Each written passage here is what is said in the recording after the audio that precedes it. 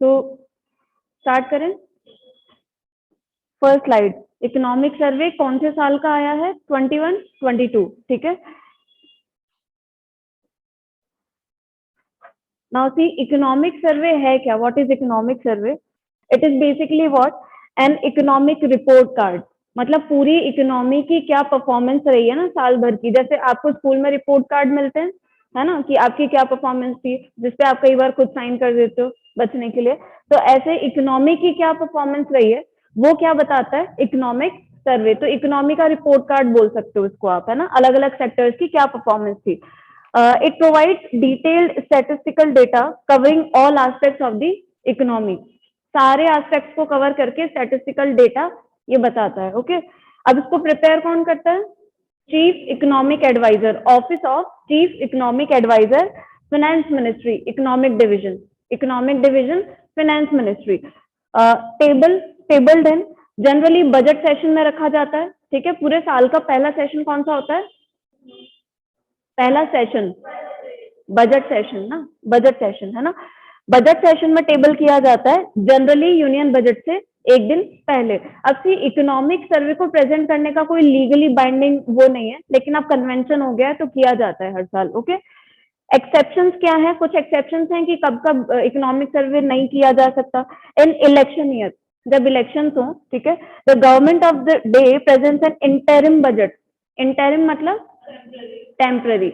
अगर election time है तो क्या है, चेंज होने की पॉसिबिलिटी है ना गवर्नमेंट की, तो गवर्नमेंट क्या करती है? इंटरिम बजट पेश करती है, leaving the task of framing economic survey to the in upcoming government, ठीक है।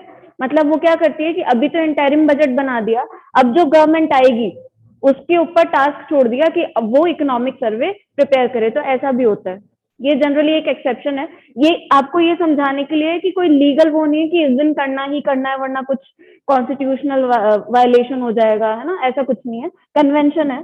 और the new government tables it in July during a full budget session. उसके बाद जब भी नई गवर्नमेंट होगी इलेक्शन के बाद, उसका जो पहला सेशन होगा बजट सेशन, उसमें उसको प्रॉपरली प्रेजेंट किया जाएगा। ओके, रेस्ट्रिक्शंस क्या है? It's not binding on the government. क्या इस पे कोई रेस्ट्रिक्शन है? ये बाइंडिंग है गवर्नमेंट पे? बाइंडिंग नहीं है। ओके, ये याद रखना है ऐसी टर्म्स, बाइंडिंग है या नहीं, क्योंकि आपको ट्रैप कर सकते हैं स्टेटमेंट्स में। It's not binding on the government to present economic survey, however now it is a part of practice. Convention हो गया, प्रैक्टिस का पार्ट हो गया, तो किया जाता है ना। और गवर्नमेंट इनकी रिकमेंडेशन फॉलो करने के लिए भी बाउंड नहीं है, सिर्फ एक रिपोर्ट कार्ड है ना कि ये हुआ है, और जनरली सजेशन देते हैं कि आप ऐसा कर सकते हो इम्प्रूवमेंट करने के लिए, है ना। तो वो रिकमेंडेशन मानना जरूरी नहीं है। ओके, इकोनॉमिक सर्वे और बजट में क्या डिफरेंस है? पहले इकोनॉमिक सर्वे आता है, उसके बाद बजट आता है। इसके पीछे कोई लिंक समझ आ रहा है आप लोगों को? इकोनॉमिक सर्वे पहले क्यों आ रहा है और बजट बाद में क्यों आ रहा है? मतलब एक दिन बाद सर्वे हुआ, सर्वे ने बताया, क्या बताया कि ये प्रॉब्लम्स थी, ऐसे ऐसे परफॉर्म किया। उसके बाद बजट में ये बताया जाएगा ना कि हालांकि प्रिपेयर तो पहले ही हो जाता है, लेकिन ये है कि पहले सर्वे आ गया, अब हम बता रहे हैं कि हमने क्या क्या स्टेप्स लिए हैं इकोनॉमी को रिवाइव करने के लिए। ओके, तो इकोनॉमिक सर्वे और बजट में क्या डिफरेंस है? It discusses the outlook and challenges of the economy and recommends reform measures. क्या परफॉर्मेंस रही है इकोनॉमी में पूरे साल में और क्या चैलेंजेस है अभी, वो बताता है। लेकिन बजट क्या बताता है? एक्सपेंडिचर, डेट, रेवेन्यू, है ना, गवर्नमेंट की receipts. Alright, budget is an estimate of income, expenditure for a given financial year. It also focuses solely on money matters, including fund allocations, development models, ये सब, है ना। आ रहा है समझ में? क्या करता है इकोनॉमिक सर्वे? बेसिकली पूरे साल की इकोनॉमी की क्या परफॉर्मेंस रही है उसको बताता है ना। कि जैसे लास्ट ईयर जो गवर्नमेंट ने बजट में प्रॉमिस किया होगा, है ना, उसके हिसाब से क्या परफॉर्मेंस रही पूरे साल। एग्रीकल्चर में इंक्रीज हुआ है, डिक्रीज हुआ है, इंडस्ट्री की क्या रही है, सर्विस सेक्टर की क्या रही है, टेलीकॉम सेक्टर की क्या रही है, एक्सपोर्ट बढ़े हैं, इंपोर्ट बढ़े हैं, क्या हुआ है ना। तो वो हर सेक्टर का जो सेक्टोरल ट्रेंड है वो डिपेक्ट करता है बहुत सारे स्टैटिस्टिक्स को यूज करके। इकोनॉमिक सर्वे वो करता है। बजट क्या करता है? बजट में तो गवर्नमेंट प्लान कर रही है ना कि हमको क्या क्या स्कीम्स बनानी है ना। अब वो जो गवर्नमेंट इस साल के बजट में करेगी, पूरे साल काम करेगी, उसकी रिपोर्ट किस में आएगी? अगले इकोनॉमिक सर्वे में। आया समझ में? ये डिफरेंस होता है दोनों में, कोई कंफ्यूजन नहीं। What is economic survey? It is a flagship annual document flagship क्या होता है? फ्लैगशिप यहाँ पे लिटरल मीनिंग अगर देखें तो जो सबसे इंपॉर्टेंट शिप होता है ना, जैसे अगर कोई बहुत सारे शिप्स जा रहे हैं तो उनका जो टॉर्च बियरर होगा जो उनको डायरेक्शन में लेके जाएगा, फ्लैगशिप है ना। तो फ्लैगशिप का मतलब अ गाइडेंस, इंपॉर्टेंट स्कीम ये कह सकते हो आप। तो फ्लैगशिप क्या है? सबसे इंपॉर्टेंट एनुअल डॉक्यूमेंट है किसका? Which reviews the country's economic development over the past financial year. कोई डाउट? आगे समझ में? पिछले एक साल का बताएगा ना ये। अब देखो 2021 22 क्यों लिखा है? आप सोचोगे कि 22 तो अभी चल ही रहा है, तो इस साल का नहीं बता रहा ना, वो 22 में आया है, 21 का बता रहा है। ओके,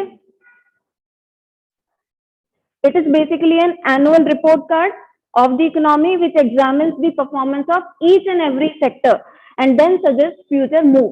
हर सेक्टर की परफॉर्मेंस को एग्जामिन किया जाता है, उसके बाद ये सजेस्ट किया जाता है कि इसको कैसे इम्प्रूव कर सकते हैं, है ना।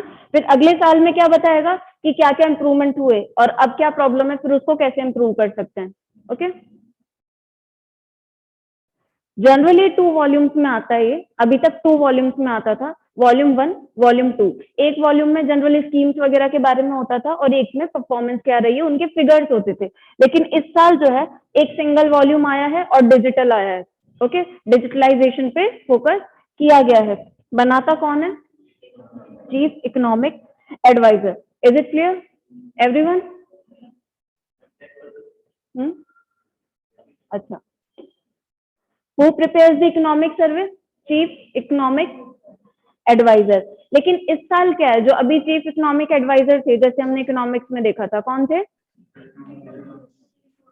कृष्णमूर्ति सुब्रमण्यम। लेकिन इनका जो टर्म था ना वो एंड हो गया था दिसंबर 2021 में। ठीक है, तो अब क्या, ऑफिस वैकेंट था, अब नए इकोनॉमिक एडवाइजर आए। लेकिन करंट जो प्रेजेंट सीईए हैं वो कौन है? डॉक्टर वी अनंत नागेश्वरन। डॉक्टर वी अनंत नागेश्वरन। लेकिन उस बीच के लिए जब ये प्रिपेयर हो रहा था तो किसने प्रिपेयर किया होगा?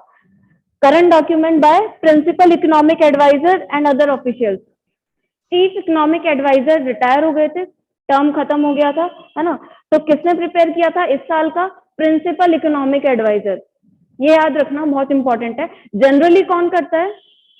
चीफ इकोनॉमिक एडवाइजर, अगर ऑफिस में है, टर्म में है। अगर नहीं है ऑफिस में यानी टर्म में नहीं है, वो उनका टर्म खत्म हो चुका है काम करने का, तो प्रिंसिपल इकोनॉमिक एडवाइजर कर सकता है। तो ऐसा आपको स्टेटमेंट देखने को मिल सकता है प्रीलिम्स में कि CEA only can prepare economic survey. नहीं ना, प्रिंसिपल इकोनॉमिक कोई भी बना सकता है फिर उनकी एब्सेंस में। Okay, who prepares the economic survey is clear. Now see importance क्या है इकोनॉमिक सर्वे की? It gives the projection of GDP numbers for the next fiscal. एक तो ये बताता है पूरे साल में परफॉर्मेंस क्या रही है ना। एक ये बताता है कि प्रोजेक्शन क्या है जीडीपी का। जैसे अभी हम देखेंगे इस साल का प्रोजेक्शन क्या है, जीडीपी कितना बढ़ने के चांसेस हैं, bye how much percentage. Okay, तो वो प्रोजेक्शन भी जीडीपी का कौन बताता है? Economic survey. Okay, it contains crucial insights into countries economic condition. वही चीज है, इकोनॉमिक कंडीशंस के बारे में। यहाँ तक कोई डाउट नहीं? ओके, नाउ सी, ये जो क्वेश्चन होता है ना, थीम, ये यूपीएससी के फेवरेट क्वेश्चंस में से हैं, जनरली बहुत बार देखे गए हैं। सिर्फ इकोनॉमिक सर्वे के ही नहीं, कोई भी मीटिंग होती है, समिट होती है ना, या कोई नई रिपोर्ट आती है, तो उसकी थीम क्या रही है उस साल की। सपोज बहुत इंपॉर्टेंट कोई मीटिंग हुई है ना, तो उस मीटिंग की थीम क्या थी वो आपको पता होनी चाहिए, है ना। ऐसे ही इकोनॉमिक सर्वे की हर साल की अपनी एक थीम होती है। लास्ट ईयर की थीम क्या थी? Saving lives and livelihood. इस साल की थीम क्या है? Use of new forms of data and information for tracking economic activity and development. ठीक है, इस साल की थीम क्या है? Use of new forms of data. यहाँ पर क्या है, आज अभी हम देखेंगे एक बारबल स्ट्रेटेजी और एजाइल फ्रेमवर्क की बात की गई है चैप्टर 1 में। तो इस बार इन्होंने नया डेटा और इंफॉर्मेशन यूज की है इकोनॉमिक एक्टिविटी और डेवलपमेंट को ट्रैक करने के लिए, ये इनकी थीम है। और लास्ट ईयर की theme saving lives and livelihood क्यों थी? क्योंकि उस टाइम हमारा फोकस क्या था? लाइवलीहुड बचाना, राइट। हाँ, तो ये दोनों थीम्स आपको याद होनी चाहिए। अब कुछ नंबर्स देखते हैं, है ना। नाउ सी, अभी जैसे हमने एक पॉइंट देखा, इकोनॉमिक सर्वे क्या करता है? जीडीपी का प्रोजेक्शन भी बताता है कि कितना एक्सपेक्टेड है आने वाले 1 साल 2 साल 3 साल 4 साल में इनका जीडीपी का ग्रो करना, एक्सपेक्टेशंस के बेसिस पे, है ना। तो देखो यहाँ पर जो प्रोजेक्शन दिया है ना, एक बार हम वो देख लेते हैं। India growth projection for current and coming physical year. Physical year मतलब फाइनेंशियल ईयर, सिंपल है ना। तो क्या प्रोजेक्शन दिए गए हैं? फर्स्ट थिंग, रियल जीडीपी का जो प्रोजेक्शन दिया है वो दिया है 9.2% 2021-22 के लिए, which is the highest among all the economies in the world. समझ आ रहा है ये? अभी तक जो भी डेवलपिंग या डेवलप्ड इंपॉर्टेंट कंट्रीज हैं वर्ल्ड में, उनका जो भी ग्रोथ प्रोजेक्शन है कि वो कितने से बढ़ रही है, उनमें सबसे ज्यादा इंडिया का है। यानी इंडिया में ग्रोथ ज्यादा एक्सपेक्टेड है compare to every important country in the world. Alright, अभी आगे एक टेबल भी आएगी उसमें देख लेंगे। ये पॉइंट याद रखना है ना। हाईएस्ट ग्रोथ प्रोजेक्शन है इंडिया का वर्ल्ड वाइड। ऑलराइट, कितना है? बाय, यहाँ पे एट नहीं लिखा हुआ, बाय लिखा हुआ है, माइंड दिस, बाय 9.2%। बाय मतलब 9.2% से ग्रो करेगी, है ना। एट 9.2% ग्रो नहीं करेगी। जीडीपी रेट नहीं है ये, परसेंटेज कितना बढ़ेगा ग्रोथ में वो लिखा है, बाय 9.2%, नॉट एट 9.2%। ओके, 9.2% इस साल का। और नेक्स्ट का जो प्रोजेक्शन किया गया है वो है 8 और 8.5। नेक्स्ट ईयर जो है ना, इकोनॉमिक स्लो डाउन की उम्मीद है, उसके बहुत सारे रीजंस हैं, वो भी हम देखेंगे। ये आपको पॉइंट समझ आ रहा है? फर्स्ट पॉइंट, 9.2% से इंक्रीज होने के चांसेस है, and this projection is the highest in the world. Okay, real GDP, real मतलब जिसमें हमने बेस ईयर प्राइसेस को लिया है, राइट। इसमें हमने नॉमिनल प्राइसेस को नहीं लिया, यानी इसमें करंट जो इन्फ्लेशन है वो रिफ्लेक्ट नहीं हो रहा। अगर इन्फ्लेशन को अभी हम इसमें ले लेते, नॉमिनल जीडीपी ले लेते, तो ये फिगर और ज्यादा आता, क्योंकि अभी इन्फ्लेशन बढ़ रहा है ना। तो यहाँ पे हम रियल जीडीपी की बात कर रहे हैं। Real GDP is what? जिसमें प्राइसेस जो है गुड्स एंड सर्विसेज की, they are taken from the base year. अभी इंडिया का बेस ईयर क्या है? 11-12, 11-12, राइट। उससे पहले क्या था? 4-5, है ना। अब ये देखो, जो 2022 और 23 के लिए ग्रोथ प्रोजेक्शन है ना, वो कितना रखा गया है? 8% से 8.5% का एडिशन होगा। It is less than this 9.2%। ऐसा क्यों हुआ होगा? ऐसा क्यों प्रोजेक्ट किया जा रहा है कि अभी तो ठीक है इतना ग्रो कर रहा है, जबकि अभी चल रहा है लॉकडाउन का इम्पैक्ट, लेकिन 22-23 में ये कम क्यों हो रहा है? तब तो और ज्यादा होना चाहिए था। नहीं तो वो उसके भी कुछ फैक्टर्स ही होते हैं ना। अच्छा, अगर आप वो बात कह रहे हो कि बिजनेस का एक साइकिल होता है, तो उसके भी कुछ फैक्टर्स तो होते होंगे। ऐसे तो नहीं होता कि जान करके हम बोलें कि बूम पे है तो अब रिसेशन पे जाना जरूरी है, ऐसा तो नहीं होता ना। फैक्टर्स होते हैं जिनकी वजह से एक साइकिल बनता है। तो यहाँ पर एक एनालिसिस हम करेंगे। हम क्या देख रहे थे कि अभी तो इन्फ्लेशन बढ़ रहा है, तो अभी तो बढ़ रहा है, लेकिन ये क्या है, अभी 5.6 तक ही है। अब धीरे धीरे अगले साल आते आते ये हो सकता है 6 क्रॉस कर दे। तो ज्यादा अगर इन्फ्लेशन होगा तो किसी भी इकोनॉमी के सेंट्रल बैंक को क्या करना पड़ेगा? इंटरेस्ट रेट बढ़ानी पड़ेंगी। जो भी की पॉलिसी रेट्स हैं बढ़ानी पड़ेगी मनी सप्लाई कम करने के लिए, वरना इसके नेगेटिव इम्पैक्ट ज्यादा होंगे। अब देखो, इंडिया और यूएस का एग्जांपल लेते हैं। इंडिया में कौन करेगा? आरबीआई, है ना। और यूएस में कौन करेगा? फेड रिजर्व, आरबीआई और फेड रिजर्व, ठीक है। अब यहाँ पे सपोज फेड रिजर्व ने पहले ही बोल दिया है कि इन्फ्लेशन बढ़ रहे हैं तो हम इंटरेस्ट रेट बढ़ाएंगे। मैंने पहले भी क्लास में एनालिसिस करवाया था कि एक कंट्री के, एक सेंट्रल बैंक के इंटरेस्ट रेट बढ़ाने से दूसरी कंट्री के कैपिटल इनफ्लोज पे क्या असर पड़ता है ना। इंटरेस्ट रेट बढ़ा रहे हैं, अब की पॉलिसी रेट बढ़ रही है, इसका मतलब क्या है? सारी इंटरेस्ट रेट्स बढ़ेंगी, तो जो डिपॉजिट पे मिल रही है वो भी बढ़ेगी, है ना। डिपॉजिट पे मिल रही है। सपोज यूएस के कुछ इन्वेस्टर्स ने हमारे यहाँ कैसे न कैसे इन्वेस्ट कर रखा था, सपोज एफआईआई कर रखा था, एफपीआई कर रखा था, इन्वेस्टमेंट कर रखा था, है ना। अब यहाँ क्या है, उनको अगर यहाँ कम रिटर्न मिल रहा होगा अपने इन्वेस्टमेंट पे, तो वो कहाँ जाना प्रेफर करेंगे? यूएस में, क्योंकि वहां अगर वो डिपॉजिट करेंगे उससे ज्यादा रिटर्न मिलेगा, है ना। इन्वेस्टर कभी भी कॉस्ट टू बेनिफिट एनालिसिस करेगा तो वो क्या चाहेगा? उस जहां भी इन्वेस्ट करे उसको ज्यादा से ज्यादा जहां रिटर्न मिल रहा होगा वहीं इन्वेस्ट करेगा। तो हमारे यहाँ से निकाल के वहां ले जाएंगे, कैपिटल आउटफ्लो हो जाएगा। आया समझ में? कैपिटल आउटफ्लो हो जाएगा। दूसरी चीज, जैसे बॉन्ड मार्केट वगैरह मैंने आपको समझाया था, बॉन्ड मार्केट कैसे अफेक्ट होगा? बॉन्ड की प्राइस और इंटरेस्ट रेट में इनवर्स रिलेशन होता है, यानी बॉन्ड की प्राइस और यील्ड में इनवर्स रिलेशन होता है, उस पर बाद में आता है। एक ये चीज समझ आ गई। दूसरा, जनरली जो स्टॉक मार्केट वगैरह में और चीजें होती है और इंस्ट्रूमेंट्स होते हैं ना, उनकी जो यील्ड है वो कम हो जाएगी, बढ़ जाएगी। बॉन्ड की बात नहीं कर रहे, इंटरेस्ट जो मिल रहा है ना, ये इंटरेस्ट रेट्स बढ़ा दिए हैं, तो सपोज यूएस के कुछ ट्रेजरी बिल्स हैं, है ना, वो भी तो इशू करते हैं ना, जैसे हमारी गवर्नमेंट जीसैक इशू करती है, ऐसे यूएस भी करता है, यूएस की गवर्नमेंट भी करती है, तो उस पर भी ज्यादा इंटरेस्ट मिलेगा, तो हमारे यहाँ से वापस ले जाके वहां इन्वेस्ट करेंगे, अगेन कैपिटल आउटफ्लो। ठीक है, तीसरी चीज अब देखते हैं बॉन्ड। बॉन्ड मार्केट कैसे काम करेगा? बॉन्ड मार्केट में प्राइस और इंटरेस्ट रेट में इनवर्स रिलेशन होता है।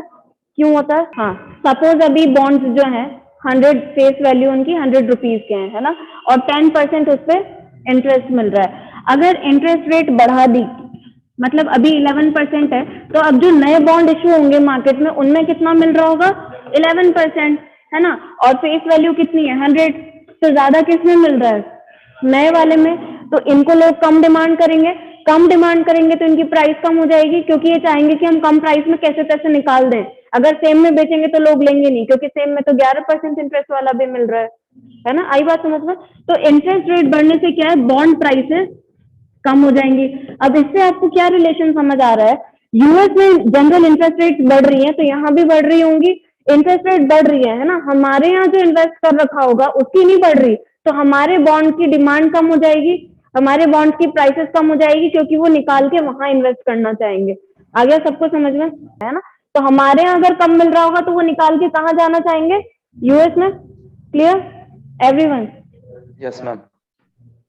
ओके, है ना। तो ये क्या है, धीरे धीरे 2022-23 तक इंडिया से बहुत सारा पैसा जो है वो वापस जाने के चांसेस हैं, तो उसकी वजह से क्या है, हमारी ग्रोथ अफेक्ट होगी। That's why less projection is for 2022 and 23। अब यहाँ पर एक वी शेप्ड रिकवरी की बात हुई है, लास्ट इकोनॉमिक सर्वे ने भी बोला था। वी शेप्ड रिकवरी क्या है? जब कोरोना की वजह से नेशनल लॉकडाउन लगा, है ना, तो क्या था, एकदम स्टीप फॉल हुआ प्रोडक्शन में, इकोनॉमिक एक्टिविटीज में 1920 में। उसके बाद जब धीरे धीरे कर्व को लिफ्ट किया गया, यानी धीरे धीरे हटाया गया, तो रिकवरी हुई, और बहुत तेज रिकवरी हुई। ठीक है, बहुत तेज रिकवरी हुई, स्टीप फॉल और स्टीप राइज। तो एक जो ग्रोथ का कर्व है वो कैसा बन गया? वी बन गया, है ना। Last quarter of 1920 India GDP saw steep decline due to the stringent nationwide lockdown, activities affect हो गई थी with a boost induced by a fiscal stimulus। धीरे धीरे इस जो स्लो डाउन हो रहा था उसको रोकने के लिए, उसको इम्प्रूव करने के लिए गवर्नमेंट ने फिस्कल स्टिमुलस दिए, एक्सपेंडिचर किया, कुछ कुछ इंसेंटिव्स दिए अलग अलग सेक्टर्स में, जिनसे उनकी ग्रोथ हो। स्टिमुलस मतलब इंसेंटिव, है ना, किसी चीज को बढ़ाने के लिए कुछ स्टिमुलेट करना। ओके, आ रहा है समझ में? तो गवर्नमेंट की एफर्ट्स की वजह से धीरे धीरे रिकवरी होना शुरू हुई। द ग्रोथ ट्रेजेक्ट्री, ट्रेजेक्ट्री मतलब पाथ किसी भी चीज का, स्टार्टेड रिकवरिंग वेरी फास्ट, बहुत तेज रिकवर होना स्टार्ट हुआ। As a result India witness the V shape recovery. तो ये तो लास्ट इकोनॉमिक सर्वे में भी बोला था। अब क्या है, दो वी बन गए, तो डब्ल्यू शेप रिकवरी की बात हो रही है, दो वी बन गए। कैसे? Now see this heading, the fall and the rise accompanied by the second wave of Covid. अब जब अप्रैल में ये अभी ग्रो कर रहा था, है ना, फिर अप्रैल में वापस सेकेंड वेव आया जो ज्यादा डिस्ट्रक्टिव था फर्स्ट वेव से, तो उस टाइम क्या हुआ, वापस अगेन स्लो डाउन एकदम से। ठीक है, तो फिर वापस ये वी की तरह नीचे जा रहा है ना। उसके बाद धीरे धीरे अब देख रहे हो आप, इकोनॉमिक एक्टिविटीज एकदम से बढ़ रही हैं, गवर्नमेंट स्टिमुलस दे रही है, इंसेंटिव्स दे रही है ना, और अभी लॉकडाउन के रेस्ट्रिक्शंस इतने हैं भी नहीं, तो इकोनॉमिक एक्टिविटीज इंप्रूव हो रही हैं। तो देखो, accompanied by second wave of covid GDP again contracted sharply. ये वर्ड यूज करना जरूरी है, शार्पली। ग्रेजुअली अगर लिखा हुआ आता है तो गलत होगा, क्योंकि हम वी की बात कर रहे हैं। अगर ग्रेजुअल होता तो कर्व होता, है ना। अगर स्ट्रेट लाइन है ग्राफ में तो कोई भी चीज या तो शार्पली इंक्रीज हुई है, शार्पली डिक्रीज हुई है। Okay, contracted sharply during the first quarter, yet again with the accommodative fiscal policy. Accommodative क्या होता है? सिचुएशन के हिसाब से। तो गवर्नमेंट को लगा कि स्लो डाउन है तो हमको कुछ एक्सपेंडिचर बढ़ाना चाहिए, चाहे फिस्कल डेफिसिट बढ़ जाए कोई बात नहीं, बोरो कर लेंगे, लेकिन अभी जरूरत है इकोनॉमी को एक्सपेंडिचर बढ़ाने की, है ना।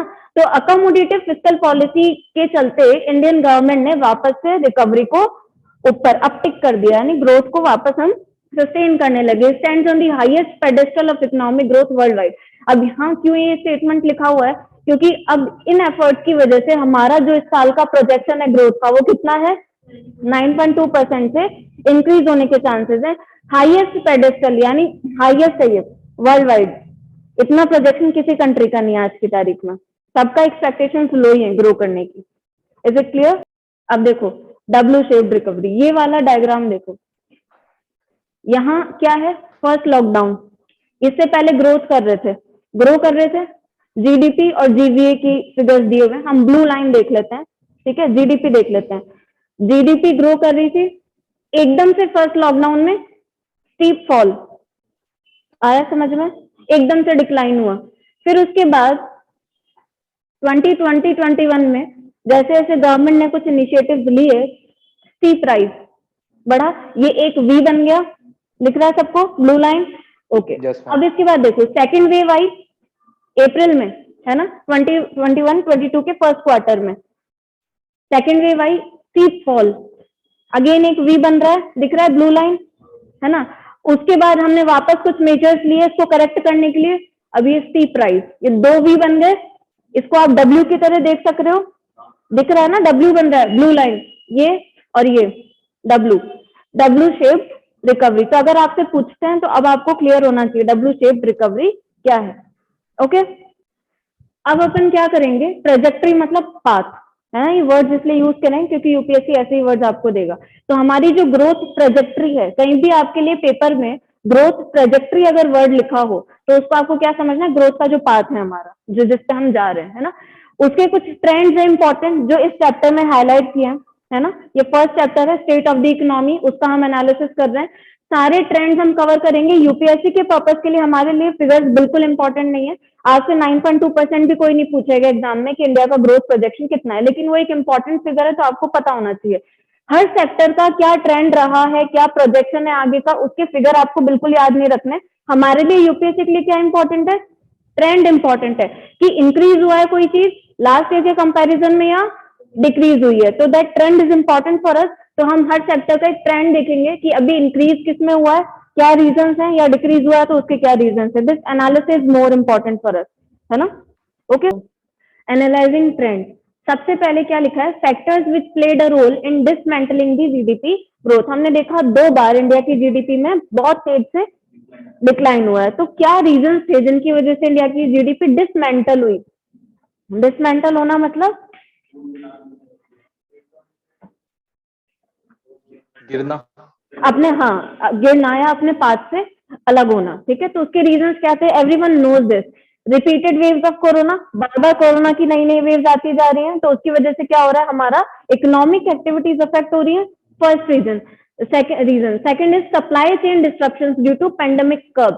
अब यहाँ पे सप्लाई चेन की बात हुई है, डिमांड साइड तो कम हुई है क्योंकि इनकम कम है, आप कम डिमांड करोगे, लेकिन सप्लाई साइड से भी बहुत फर्क पड़ा है। अब सप्लाई चेन डिस्ट्रप्शंस को यहाँ क्यों एम्फेसिस किया है, डिमांड की बात क्यों नहीं की, क्योंकि देखो जब लॉकडाउन लगा था, है ना, तो सप्लाई नहीं हो रही थी, ठीक है।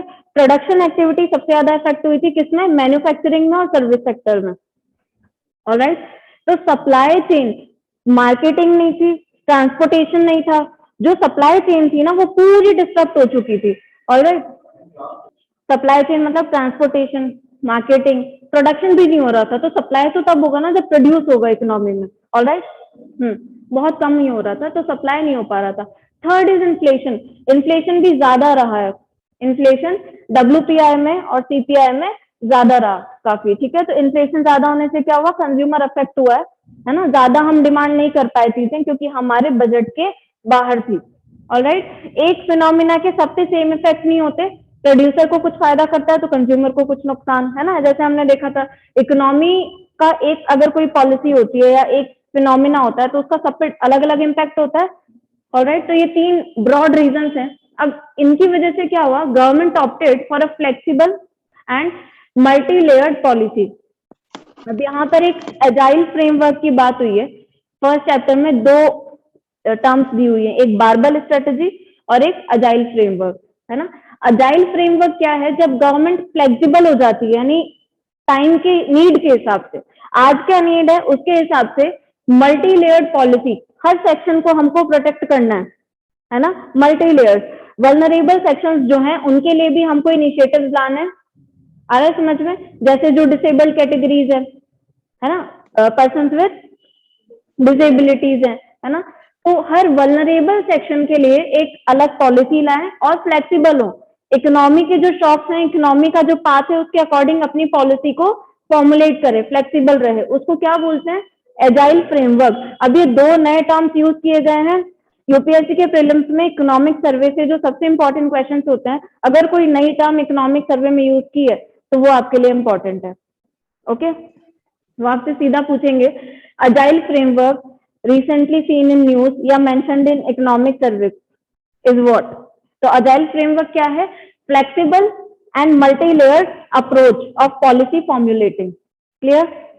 agile framework है ना, which aimed at providing a safety net to vulnerable strata of society। जो vulnerable section है उनको हमको safety net provide कराना है, क्योंकि इकोनॉमी को पूरा, अगर एक इकोनॉमी को रिकवर करने की बात करेंगे तो उसमें टाइम लगेगा, लेकिन जो ऐसे सेक्शंस हैं जिन पे इमीडिएट इम्पैक्ट बहुत ज्यादा और सीवियर हो रहा है, पहले उनको प्रोटेक्ट करना भी जरूरी है, सिर्फ लॉन्ग टर्म मेजर्स नहीं देखते ना, शॉर्ट टर्म पॉलिसीज भी इंपॉर्टेंट है, क्लियर?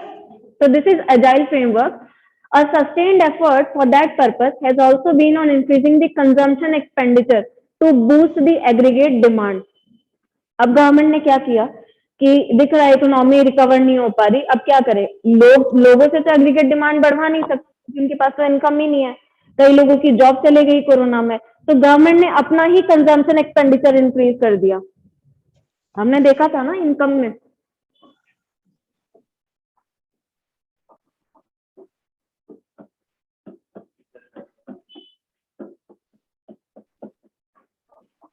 नहीं, वाई क्या है, नेशनल इनकम, ठीक है। किसी भी इकोनॉमी की इनकम किस किस से बढ़ती है, consumption expenditure, investment, government expenditure और net of exports and imports, right. तो कंजम्पशन एक्सपेंडिचर प्राइवेट का भी होता है, गवर्नमेंट का भी होता है। गवर्नमेंट ने क्या किया, अपनी साइड का कंजम्पशन एक्सपेंडिचर बढ़ा दिया, गवर्नमेंट के पास तो रिसीट्स है ना, तो उन्होंने क्या किया, इसको बढ़ा दिया, तो इससे हमारी इनकम अफेक्ट हुई। अब कंजम्पशन एक्सपेंडिचर बढ़ाया है तो प्रोड्यूसर को भी इंसेंटिव मिलेगा प्रोड्यूस करने का, नहीं आई बात समझ में? अगर कोई भी डिमांड बढ़ती है इकोनॉमी में, तो जिस चीज की डिमांड बढ़ रही है उसका प्रोडक्शन होगा ना, क्योंकि वो सेल करना चाहेगा, फिर की डिमांड है तो मैं बेचूंगा। प्रोड्यूसर कंज्यूमर रिलेशन हमने देखा था ना पहले भी, तो ये क्या होगा, धीरे धीरे बढ़ेगा, फिर इन्वेस्टमेंट होगा, वापस ये ग्रो करेगा, तो इससे क्या होगी, इनकम इंक्रीज होगी, नेशनल इनकम। ओके, आया समझ में? गवर्नमेंट ने क्या किया, कंजम्पशन एक्सपेंडिचर को इंक्रीज कर दिया, है ना, अपने ही कंजम्पशन एक्सपेंडिचर को इंक्रीज कर दिया, उससे क्या हुआ, एग्रीगेट डिमांड इंक्रीज हो गई। वाई को आप एग्रीगेट डिमांड भी बोल सकते हो, नेशनल इनकम को एग्रीगेट डिमांड, जितनी डिमांड है उतनी तो इनकम जनरेट होगी, उतना ही प्रोडक्शन होगा। Okay, yes, clear to everyone? तो agile framework is clear, government ने कंजम्पशन एक्सपेंडिचर बढ़ाया, इससे क्या बढ़ा, एग्रीगेट डिमांड, एग्रीगेट मतलब total demand in the economy बढ़ी, in turn would increase the national income. जब डिमांड बढ़ेगी तो उसको मेक करने के लिए प्रोडक्शन बढ़ेगा, इनकम बढ़ेगी, फाइनली इनकम बढ़ जाएगी, मतलब नेशनल इनकम बढ़ जाएगी। ओके, आउटपुट या जीडीपी इंक्रीज हो जाएगा। ये हमने पूरा चेन समझ रखा है ना, कैसे कैसे काम होता है। ओके, ठीक है। दी एस्केप, एस्केप करना मतलब नहीं, एस्केप बचना, जैसे आपको अगर कोई क्लास अटेंड नहीं करनी, आप भाग जाते हो तो उसको क्या बोलेंगे, बंक करना, एस्केप करना, है ना, आपने बचना चाह रहे थे उस क्लास से, ठीक है, तो आप भाग गए। तो एस्केप क्या होता है, कोई चीज जब बचती है, ऐसे एग्रीकल्चर जो हमारा सेक्टर है इंडिया का, एग्रीकल्चरल और उससे related activities, agriculture and allied sectors, allied sectors मतलब जैसे food processing, animal rearing, food processing, अभी रिसेंटली हमने डिस्कस किया, वो एग्रीकल्चर से जुड़े हुए हैं। तो एग्रीकल्चर और अलाइड सेक्टर जो है वो कोरोना की इफेक्ट से बचे हुए थे, इसलिए यहाँ पे हेडिंग क्या लिखी है मैंने, दी एस्केप। अब एस्केप यानी एग्रीकल्चर और allied sectors were the least affected by corona pandemic. Economic survey में क्या बताया गया है कि अगर हम सेक्टर्स की बात करें तो एग्रीकल्चर और अलाइड जो सेक्टर है एग्रीकल्चर से जुड़ा हुआ, जैसे एनिमल रियरिंग, फूड प्रोसेसिंग, है ना, उनमें सबसे कम असर देखने को मिला है कोरोना का, यानी उनमें तो ग्रोथ हुई है। ये आया समझना, वैसा क्यों हुआ होगा? हाँ देखो, इंडस्ट्रियल आउटपुट को आप रोक सकते हो, है ना, लेकिन जो डेली यूज की चीजें हैं, खाने की चीजें, अब जैसे राशन की दुकानों पे कितनी लाइनें लगी हुई रहती थी, है ना, सब ये सोचते थे दुकान खुलेगी नहीं खुलेगी, सबने होर्डिंग करना स्टार्ट कर दी। एक साथ आप लोगों ने भी खरीदा होगा एक साथ सामान, जितना आपने आज तक नहीं खरीदा होगा एक दिन में, है ना।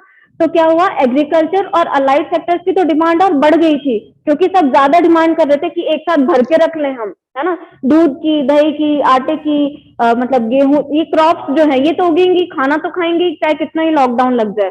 तो एग्रीकल्चर जो है वो सबसे कम इफेक्ट हुआ है, ये आपको याद रखना है। ये ट्रेंड आपके लिए इंपॉर्टेंट है, फिगर इज नॉट इम्पॉर्टेंट। आपको स्टेटमेंट में अगर पूछा जाएगा तो किस टाइप का क्वेश्चन आएगा?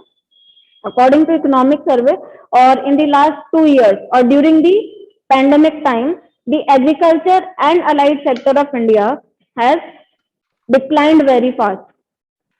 ये आपको स्टेटमेंट दे दिया तो वो गलत हो जाएगा, क्योंकि आपको पता है कि ये तो बचा हुआ था, है ना, ये डिक्लाइन नहीं हुआ था, ये तो बल्कि अच्छा काम कर रहा था, इसमें कुछ ज्यादा फर्क आया नहीं। तो आपका स्टेटमेंट कौन सा सही होगा? जो ये बोलेगा कि एग्रीकल्चर और allied sector was not much affected or it was least affected by the corona pandemic. Is it clear to everyone?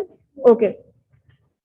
Least affected by pandemic. These sectors are expected to grow by, इनका जो growth projection है अभी वो क्या है?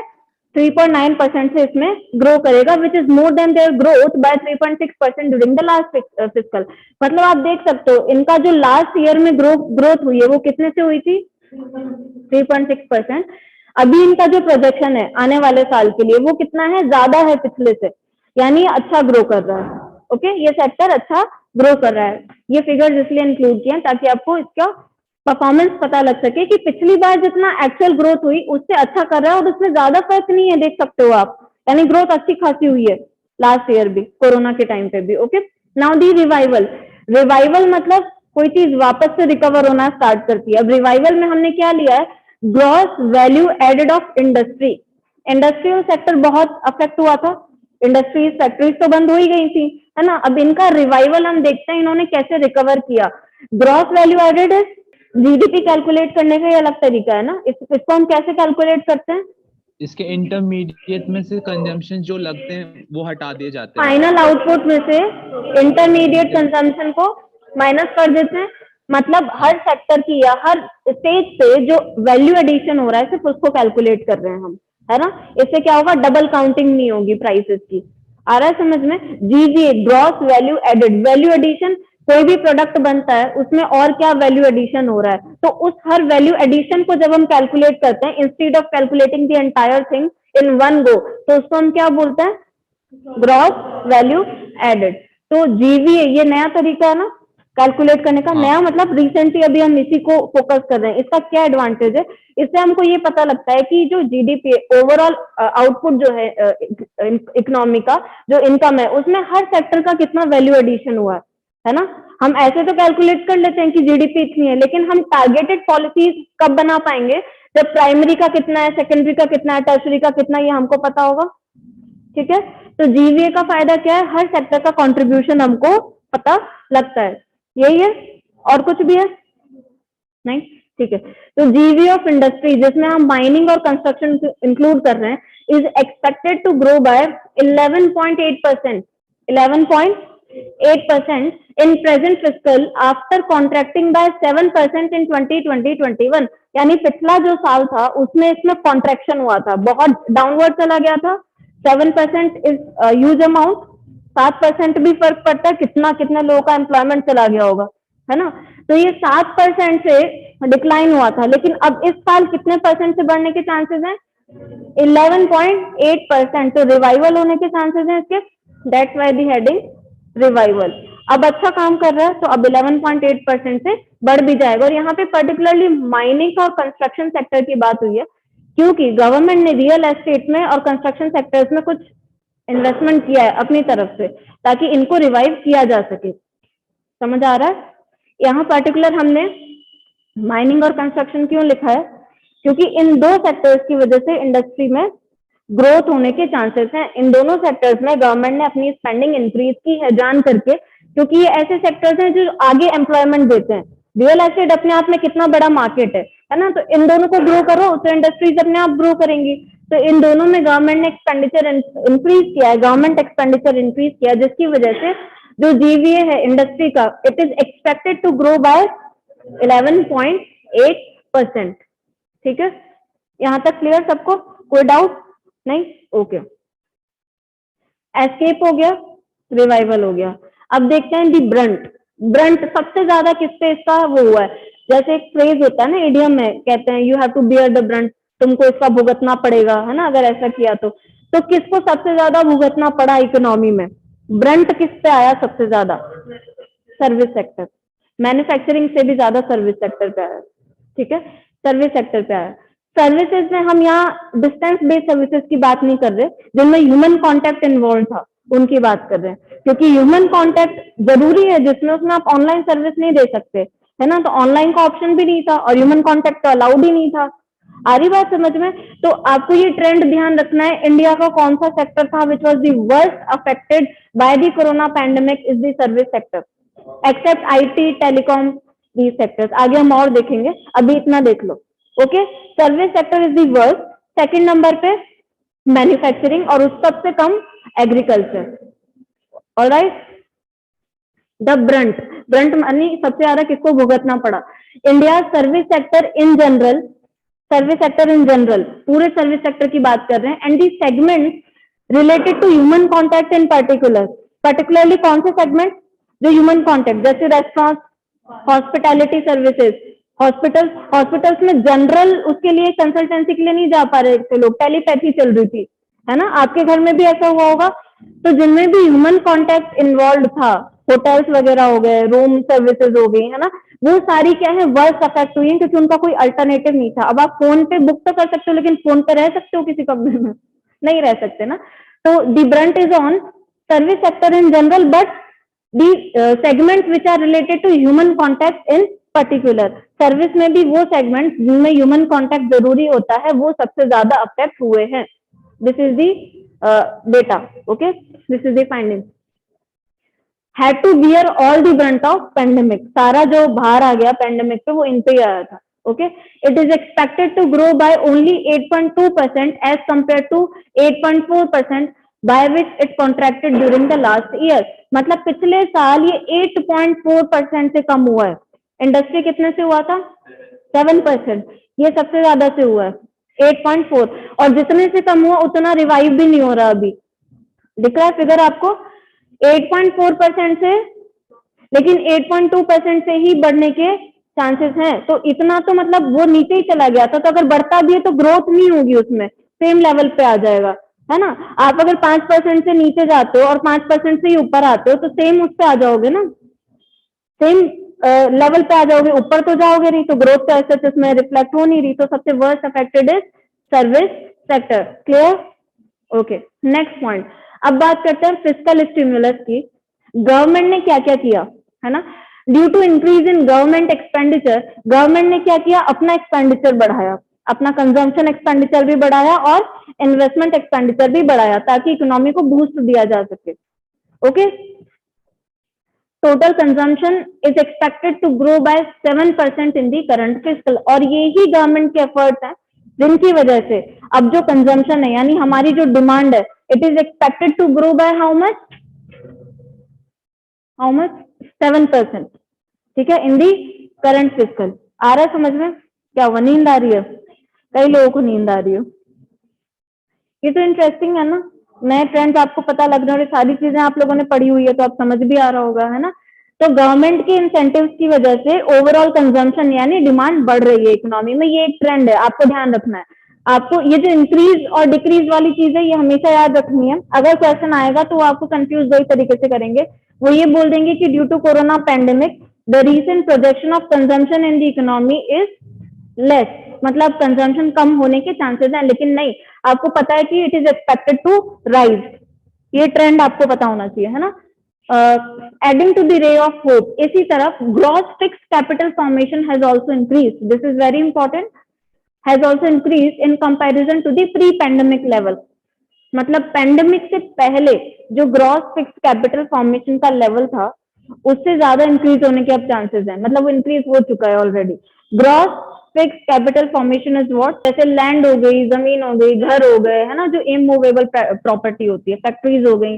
तो आप इसको रिलेट कर सकते हो। अभी पहले हमने एक पॉइंट देखा था कि इंडस्ट्री में particularly mining and construction, construction मतलब रियल एस्टेट, उसमें बूस्ट आया है गवर्नमेंट की एक्टिविटी की वजह से। तो कंस्ट्रक्शन में क्या है, इमूवेबल फिक्स प्रॉपर्टी तो इंक्रीज हो रही है, so you can relate, that's why gross fixed capital formation has also increased। Relation समझ आ गया? ओके क्योंकि ये कहीं और तो हो नहीं रहा, किसी दूसरे प्लेनेट पे, यही तो हो रहा है। तो कंस्ट्रक्शन में जो एसेट्स हमारे इंक्रीज हुए हैं वो यहीं पर रिफ्लेक्ट होंगे, ग्रॉस यानी टोटल फिक्स कैपिटल में ही आएगा वो। ऑलराइट, ठीक है, has also increase. Now this पर यानी ये जो इंक्रीज है, it was a result of an increase in the government expenditure. हमने पहले भी देखा किसका रिजल्ट है, गवर्नमेंट एक्सपेंडिचर का। सब कुछ गवर्नमेंट को ही करना पड़ा है, एक्सपेंडिचर बढ़ाना पड़ा है, वरना इकोनॉमी अपने आप रिकवर नहीं कर पाती, है ना। तो फिस्कल डेफिसिट ज्यादा होना ठीक है, बहुत रियलिस्टिक है, होनी थी, क्योंकि एक्सपेंडिचर काफी बढ़ाना पड़ा है और रिसीट्स तो उतनी मिल नहीं रही थी, है ना। तो गवर्नमेंट ने एक्सपेंडिचर बढ़ाया है इंफ्रास्ट्रक्चर पे, right. Accompanied with the growth revival witnessed during mid of the first quarter, exports of goods and services grew exceptionally। अब exports और imports को भी ध्यान में रखना है। एक्सपोर्ट, अगर आपसे पूछा कि एक्सपोर्ट कम हुए हैं या ज्यादा हुए हैं, तो आप क्या सोचोगे, कम ही हुए होंगे, हमारे यहाँ तो प्रोडक्शन कम हो रहा था। लेकिन एक्सपोर्ट्स जो है ना, अब धीरे धीरे 21 22 आते आते बहुत ज्यादा हमने इंक्रीज कर लिए हैं, यानी कोरोना का जो इफेक्ट था एक्सपोर्ट पे उसको हमने मिटिगेट कर लिया, एक्सेप्शनली इंक्रीज हुए हैं। सी एक्सेप्शनली, यहाँ पे मैंने ये एक्सक्लेमेटरी मार्क भी लगाया, एक्सेप्शनली इंक्रीज हुए हैं। Imports also shared the pie of growth by rising strongly and capitalizing upon the recovery of domestic demand। अब एक्सपोर्ट क्यों इंक्रीज हुए होंगे, गवर्नमेंट ने, हमने देखा बहुत एक्सपेंडिचर किया है, कंजम्पशन में भी किया है और इंफ्रास्ट्रक्चर में भी किया है। तो हमने क्या किया है कि काफी प्रोडक्शन कर लिया। अब डोमेस्टिक डिमांड तो कम है ना, अभी भी डिमांड साइड में हम कम है, तो जो प्रोडक्शन हमने कर लिया उसको हम क्या करेंगे, बाहर बेचेंगे अपनी कॉस्ट रिकवर करने के लिए। तो हमने बाहर, और बाहर भी डिमांड ज्यादा है क्योंकि उनके यहाँ भी एक्टिविटीज ठप पड़ी है ना, तो वो भी चाहते हैं कि कहीं से आ जाए सामान, ठीक है। तो एक्सपोर्ट्स तो हमारे इंक्रीज हुए ही हैं और इम्पोर्ट भी इंक्रीज हुए हैं, इम्पोर्ट भी, क्योंकि कुछ एक्टिविटीज हैं जिनमें हम भी प्रॉपर, अभी वैसे भी हम जनरली इंपोर्ट करते ही हैं, अगर पैंडेमिक नहीं होता तो भी करते ही, तो इंपोर्ट तो क्रूड ऑयल तो करेंगे ही, है ना। अब वापस ट्रांसपोर्ट सेक्टर ग्रो कर रहा है तो तेल की भी जरूरत पड़ेगी, पल्सेस की भी पड़ेगी, दवाइयों की भी पड़ेगी, है ना। तो ये सब जो इंपोर्ट हम करते हैं वो भी इंक्रीज हुआ है, ऐसा बहुत रिड्यूस नहीं हुआ। ऑलराइट, तो export has increase and import also share the pi of growth by rising strongly. बहुत स्ट्रांगली इंक्रीज हुए हैं, ऐसा भी नहीं कि बहुत कम ग्रोथ हुई है, इंपोर्ट भी और एक्सपोर्ट भी दोनों अच्छे खासे इंक्रीज हुए हैं। ओके, क्योंकि ये तो जनरल एक्टिविटीज है तो होंगी। अगर हम इंपोर्ट नहीं करेंगे तो पहले हमारे यहाँ प्रोडक्शन कम हो रहा है, हम डोमेस्टिक डिमांड कैसे, उन गुड्स की जो हम इंपोर्ट करते हैं, इसका मतलब यही है कि पहले ही हम नहीं प्रोड्यूस कर पा रहे, तभी तो हम इंपोर्ट कर रहे हैं। तो पहले ही हम नहीं कर पाते थे, पेंडेमिक के टाइम में और नहीं कर पा रहे, तो इंपोर्ट तो इंक्रीज होने ही थे। आ रहा है समझ में? Okay, capitalising upon the recovery of domestic demand. Capitalising upon मतलब टेकिंग एडवांटेज ऑफ, किसी चीज को कैपिटलाइज करना है, इसका मतलब यहाँ पर ये जो सेंटेंस होता है ना, कैपिटलाइजिंग अपॉन मतलब किसी चीज का फायदा उठाना। डोमेस्टिक डिमांड बढ़ रही थी गवर्नमेंट के एक्सपेंडिचर की वजह से, उसका फायदा उठा रहा है, किसने उठाया, इम्पोर्ट्स ने, है ना। मतलब इम्पोर्ट किसकी वजह से बढ़े होंगे, आप लोग डिमांड कर रहे थे, हम लोग डिमांड कर रहे थे, तभी तो इम्पोर्ट करेंगे ना। तो is it clear every point? Okay, next point, BOP as a saviour. Saviour कौन होता है, बचाने वाला। बीओपी ने हमको बचाया है ना। ये मैंने हेडिंग्स ऐसे यूज किए कि आपको ध्यान रहेगा किस सेक्टर ने क्या किया, है ना। तो बचाया किसने, बीओपी ने। बीओपी क्या है, दो कंट्रीज के बीच में जो भी ट्रांजेक्शन होते हैं उनका स्टेटमेंट, चाहे वो गुड्स में हो, सर्विसेज में हो, इनकम में हो, है ना वो। अब बीओपी ने despite a global slow down, पूरा इकोनॉमी में, वर्ल्ड इकोनॉमी में स्लो डाउन था, उसके बावजूद India balance of payments remained in surplus through out the 2 years। ये बहुत ही इंपॉर्टेंट चीज है, आपको ध्यान रखनी है। सब कुछ कम हो रहा था, लेकिन बीओपी सरप्लस में था। ये भी नहीं कि डेफिसिट तो छोड़ो, रिड्यूस भी नहीं हुआ, सरप्लस में था। सोच सकते हो आप, जो नॉर्मल टाइम में भी नहीं होता। इंडिया का बीओपी जो है वो डेफिसिट में रहता है जनरली, क्योंकि हम इंपोर्ट ज्यादा करते हैं, एक्सपोर्ट कम करते हैं, ट्रेड बैलेंस की वजह से। तो बीओपी जो था वो हमारा सरप्लस में था। बीओपी में मैंने आई टोल्ड यू 2 कंपोनेंट्स होते हैं, करंट अकाउंट और कैपिटल अकाउंट। करंट अकाउंट में जो हम गुड्स एंड सर्विसेज का ट्रेड करते हैं वो इंक्लूड करते हैं। ऐसे कैपिटल अकाउंट में क्या होता है, जो इन्वेस्टमेंट वगैरह आ रहा है वो हम देखते हैं, हमारे यहाँ जो आ रहा है और हमारे यहाँ से जो जा रहा है। ओके, तो ओवरऑल क्या है, अगर ये सरप्लस में रहा है इसका मतलब ज्यादा आ रहा है और ज्यादा एक्सपोर्ट कर रहे हैं हम, इन्वेस्टमेंट ज्यादा आ रहा है, एक्सपोर्ट ज्यादा कर रहे हैं।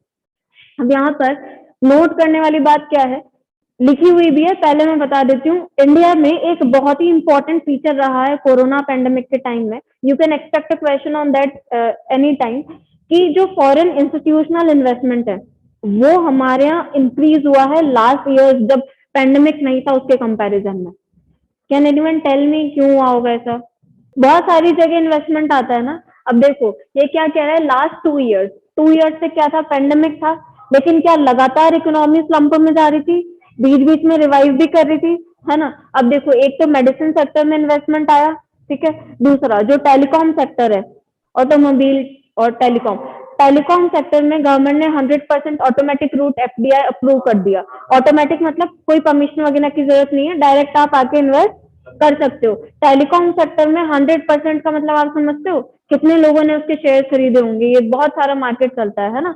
तो ये सब क्या है, आपस में मर्ज होकर इन्वेस्टमेंट बढ़ा रहे हैं, ठीक है, ज्वाइंट वेंचर कर रहे हैं, मतलब वैसे मर्ज नहीं हो रहे लेकिन ज्वाइंटली इन्वेस्ट कर रहे हैं, ठीक है। तो इन्वेस्टमेंट जो है ना वो आया है, उसमें कमी नहीं हुई है, राइट। और दूसरी बात, इन्फ्लेशन भी बढ़ रहा था। इन्फ्लेशन हमने देखा, डब्ल्यूपीआई और सीपीआई, इन्फ्लेशन बढ़ रहा था, इंटरेस्ट रेट बढ़ी हुई थी, कम नहीं थी बहुत, तो ज्यादा रिटर्न मिल रहा था। लेकिन अब हमारे यहाँ से अगर ज्यादा बढ़ जाएगी यूएस में, तो ये सारा वहां चला जाएगा। उस टाइम क्या हुआ होगा, यूएस के कंपैरिजन में यूएस बहुत ज्यादा हिट हुआ था, आप लोगों ने देखा होगा ना, बहुत रियल स्टोरीज हैं, आप रिलेट कर सकते हो। यूएस में उतना रिवाइवल नहीं हुआ है, इंडिया का ग्रोथ प्रोजेक्शन ज्यादा है ना, क्योंकि इंडिया में ज्यादा रिकवरी हुई है। तो हाँ, यूएस में क्या था, जब ग्रोथ नहीं थी तो इन्फ्लेशन भी ज्यादा नहीं होगा, है ना। तो हमारे यहाँ इंटरेस्ट रेट ज्यादा मिल रही थी, रिटर्न ज्यादा मिल रहा था, इसलिए हमारे इन्वेस्टमेंट ज्यादा हो रहा था। अब क्या है, यूएस में इन्फ्लेशन इंक्रीज हो रहा है, इन्फ्लेशन की वजह से ये चांसेस हैं कि वहां की इंटरेस्ट रेट ज्यादा बढ़ जाए, तो हमारे यहाँ से निकाल के वहां कर देंगे। तो पहले कैपिटल इनफ्लो हो रहा था, अब कैपिटल आउटफ्लो हो जाएगा। तो बहुत सारे रीजन थे जिनकी वजह से फॉरेन इंस्टीट्यूशनल इन्वेस्टमेंट, एफडीआई, सब हमारे पास ज्यादा आया है, और इसमें भी particularly foreign institutional investment. Okay, हाँ, this was due to continuous inflow of foreign institutional investment, FII। Institutional investment क्या होता है, फॉरेन का कोई इंस्टीट्यूशन आपके इन्वेस्ट कर रहा है, जैसे इंडिविजुअल करता है तो वो या तो पोर्टफोलियो इन्वेस्टमेंट बोलते हैं या फिर डायरेक्ट इन्वेस्टमेंट बोलते हैं, है ना। और कोई इंस्टीट्यूशन कर रहा है तो institutional investment. Along with sustained rise in the foreign direct investment and export, आपके एक्सपोर्ट भी इंक्रीज हो रहे थे, देखा अभी हमने, एक्सपोर्ट भी इंक्रीज हो रहे हैं, तो उससे भी इनफ्लो आ रहा है, ठीक है। दूसरा, डायरेक्ट इन्वेस्टमेंट भी बढ़ रहा था, आपने कई जगह 100% भी अलाउ कर दिया, तो लोग इन्वेस्ट कर रहे थे, है ना। और देखो, टेलीकॉम सेक्टर में, आईटी सेक्टर में खासकर इन्वेस्टमेंट इतना हुआ है क्योंकि वो सबसे ज्यादा बढ़ रहे थे उस टाइम में। वहां आप देखोगे ना तो वहां ग्रोथ हुई है पेंडेमिक के टाइम में, सब घर बैठे ऑनलाइन कुछ कुछ कर रहे थे, ठीक है। हाँ, तो ऑनलाइन तो सारा काम ज्यादा ही चल रहा था ना पहले के कंपैरिजन में, डेटा ज्यादा कंज्यूम कर रहे थे हम लोग। कोई नेटफ्लिक्स देख रहा है दिन भर, है ना, कोई अमेजोन प्राइम देख रहा है, कोई वर्क फ्रॉम होम कर रहा है, कोई पढ़ रहा है, पढ़ने वाली जनता भी है ना, कम है लेकिन बहुत है। सबके कॉलेजेस, स्कूल सब ऑनलाइन चल रहे थे, तो टेलीकॉम और आईटी ये सब तो चल ही रहा था ना ऑनलाइन, इसमें कोई कमी नहीं आई थी, तो इन्वेस्टमेंट इस सेक्टर में काफी आया है। Okay, right. तो बीओपी ने हमको बचाया है, मतलब हमारे पास कैपिटल इनफ्लो आया है।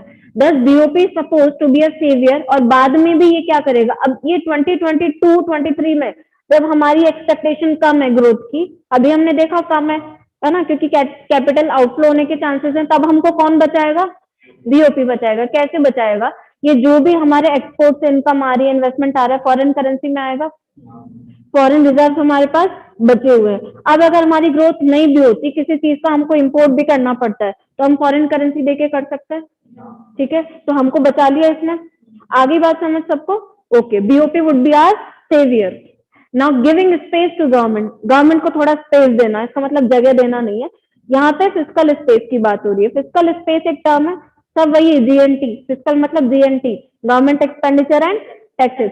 फिस्कल स्पेस का क्या मतलब है?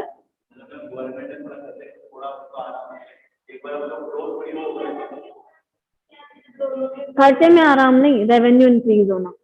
खर्चा कम नहीं किया जा सकता इकोनॉमी में, रेवेन्यू बढ़ाया जा सकता है। तो जब गवर्नमेंट के पास अच्छा खासा स्पेस है, इसका मतलब क्या है, कहीं भी पढ़ो, आपके पास अच्छा खासा स्पेस है, फिस्कल स्पेस या इनकम स्पेस, इसका मतलब आप इन्वेस्ट कर सकते हो जहां चाहो। ऐसे ही गवर्नमेंट के पास अगर हम ये कहते हैं कि फिस्कल स्पेस अच्छा है, इसका मतलब क्या है, रेवेन्यू अच्छा है, रिसीट्स अच्छी आ रही है, तो गवर्नमेंट एक्सपेंडिचर अच्छा कर सकती है किसी भी सेक्टर में जहां जरूरत हो। आ रहा है समझ में? Fiscal space, owing to the fiscal stimulus given during the period of 2021, fiscal deficit and public debt rose। अब देखो 2021 में गवर्नमेंट ने सारा खर्चा किया है ना, कंजम्पशन में, इन्वेस्टमेंट में, अपना एक्सपेंडिचर बढ़ाया ताकि डिमांड इंक्रीज हो सके इकोनॉमी में। This is clear? Okay. Now but thanks to the recovery period, लेकिन जब हम नीचे जा रहे थे गवर्नमेंट ने काम किया, उससे हमने रिकवर भी तो किया, और वो भी शार्पली किया, दो बार किया, डब्ल्यू शेप, है ना। तो रिकवरी पीरियड से क्या हुआ, गवर्नमेंट को रिसीट्स भी मिली, फिर शार्प डिक्लाइन हुआ लेकिन शार्प इंक्रीज भी हुआ, तो रिसीट्स मिली है। अगर आगे भी हमारा ऐसा कोई सिचुएशन आती है तो हम इन्वेस्ट कर पाएंगे। गवर्नमेंट को रिसीट्स भी हमने प्रोवाइड करा दी। रिसीट्स रीबाउंडेड, यानी जो कम हो गई थी गवर्नमेंट की इनकम, वो वापस इंक्रीज हो गई है। Okay, providing some fiscal space to the government, मतलब गवर्नमेंट के पास स्कोप है कि आगे भी अगर जरूरत पड़ती है तो वो खर्चा कर सकती है। This is what is the meaning of government fiscal space, space to the government, BOP as a saviour. Now relieving the stress, इसका क्या मतलब है? हाँ, स्ट्रेस रिलीव करना, स्ट्रेस एसेट्स की यहाँ बात हो रही है। ये हेडिंग बड़ी फैंसी बनाई है ताकि आपको ध्यान रहे, है ना, ऐसे फैक्ट तो ध्यान रहते नहीं है। तो स्ट्रेस रिलीव करना, स्ट्रेस से आपको क्या याद आना चाहिए? Stress assets. स्ट्रेस एसेट्स क्या होता है? एनपीए, एनपीए मतलब नॉन परफॉर्मिंग एसेट्स, जो लोन वापस नहीं आते या जिन पे रिटर्न वापस नहीं आता जितना आना चाहिए था। द लॉन्ग ड्रॉन स्ट्रेस, अब एनपीए पे बहुत अच्छी इंप्रूवमेंट हुआ है रिपोर्ट, इस रिपोर्ट के हिसाब से, ये आपको याद रखना है क्योंकि हमने एनपीए के चैप्टर्स में देखा लास्ट कुछ सालों से एनपीए इंक्रीज ही हो रहा था, है ना। अब यहाँ क्या देखना है कि ये डिक्रीज हुआ है ना। तो क्या डिक्रीज हुआ है? एनपीए डिक्रीज हुआ है, which is a better indicator. अच्छी बात है ये, बुरी बात है? अच्छी बात है। तो long drawn stress of the stressed assets, यानी एनपीएस जो है हैज सीमिंगली डिक्लाइंड। गवर्नमेंट ने इतने सारे एफर्ट्स किए, हमने खुद ने आरबीआई की स्कीम्स देखी, S4A, SDR, asset restructuring companies, tribunals बनाए गए, इंसॉल्वेंसी एंड बैंक्रप्सी कोड लाया गया ताकि जो एनपीए हैं कंपनीज, बड़ी कंपनीज, उनको रिवाइव किया जा सके, है ना। तो बहुत एफर्ट्स किए गए हैं पिछले कुछ 4-5 सालों में, सारी स्कीम्स हमने देखी, आईबीसी वगैरह।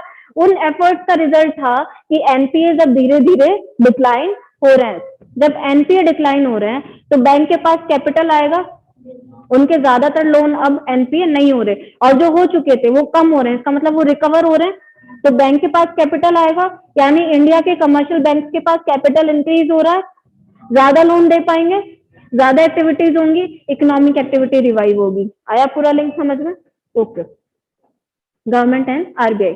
अब इन्फ्लेशन की बात देखते हैं यहाँ पे। इन्फ्लेशन मतलब yes, inflation has reappeared across the world, ये ए होगा, एस आ गया गलती से, अक्रॉस दी वर्ल्ड, पूरे वर्ल्ड में इन्फ्लेशन वापस आ रहा है अब, है ना।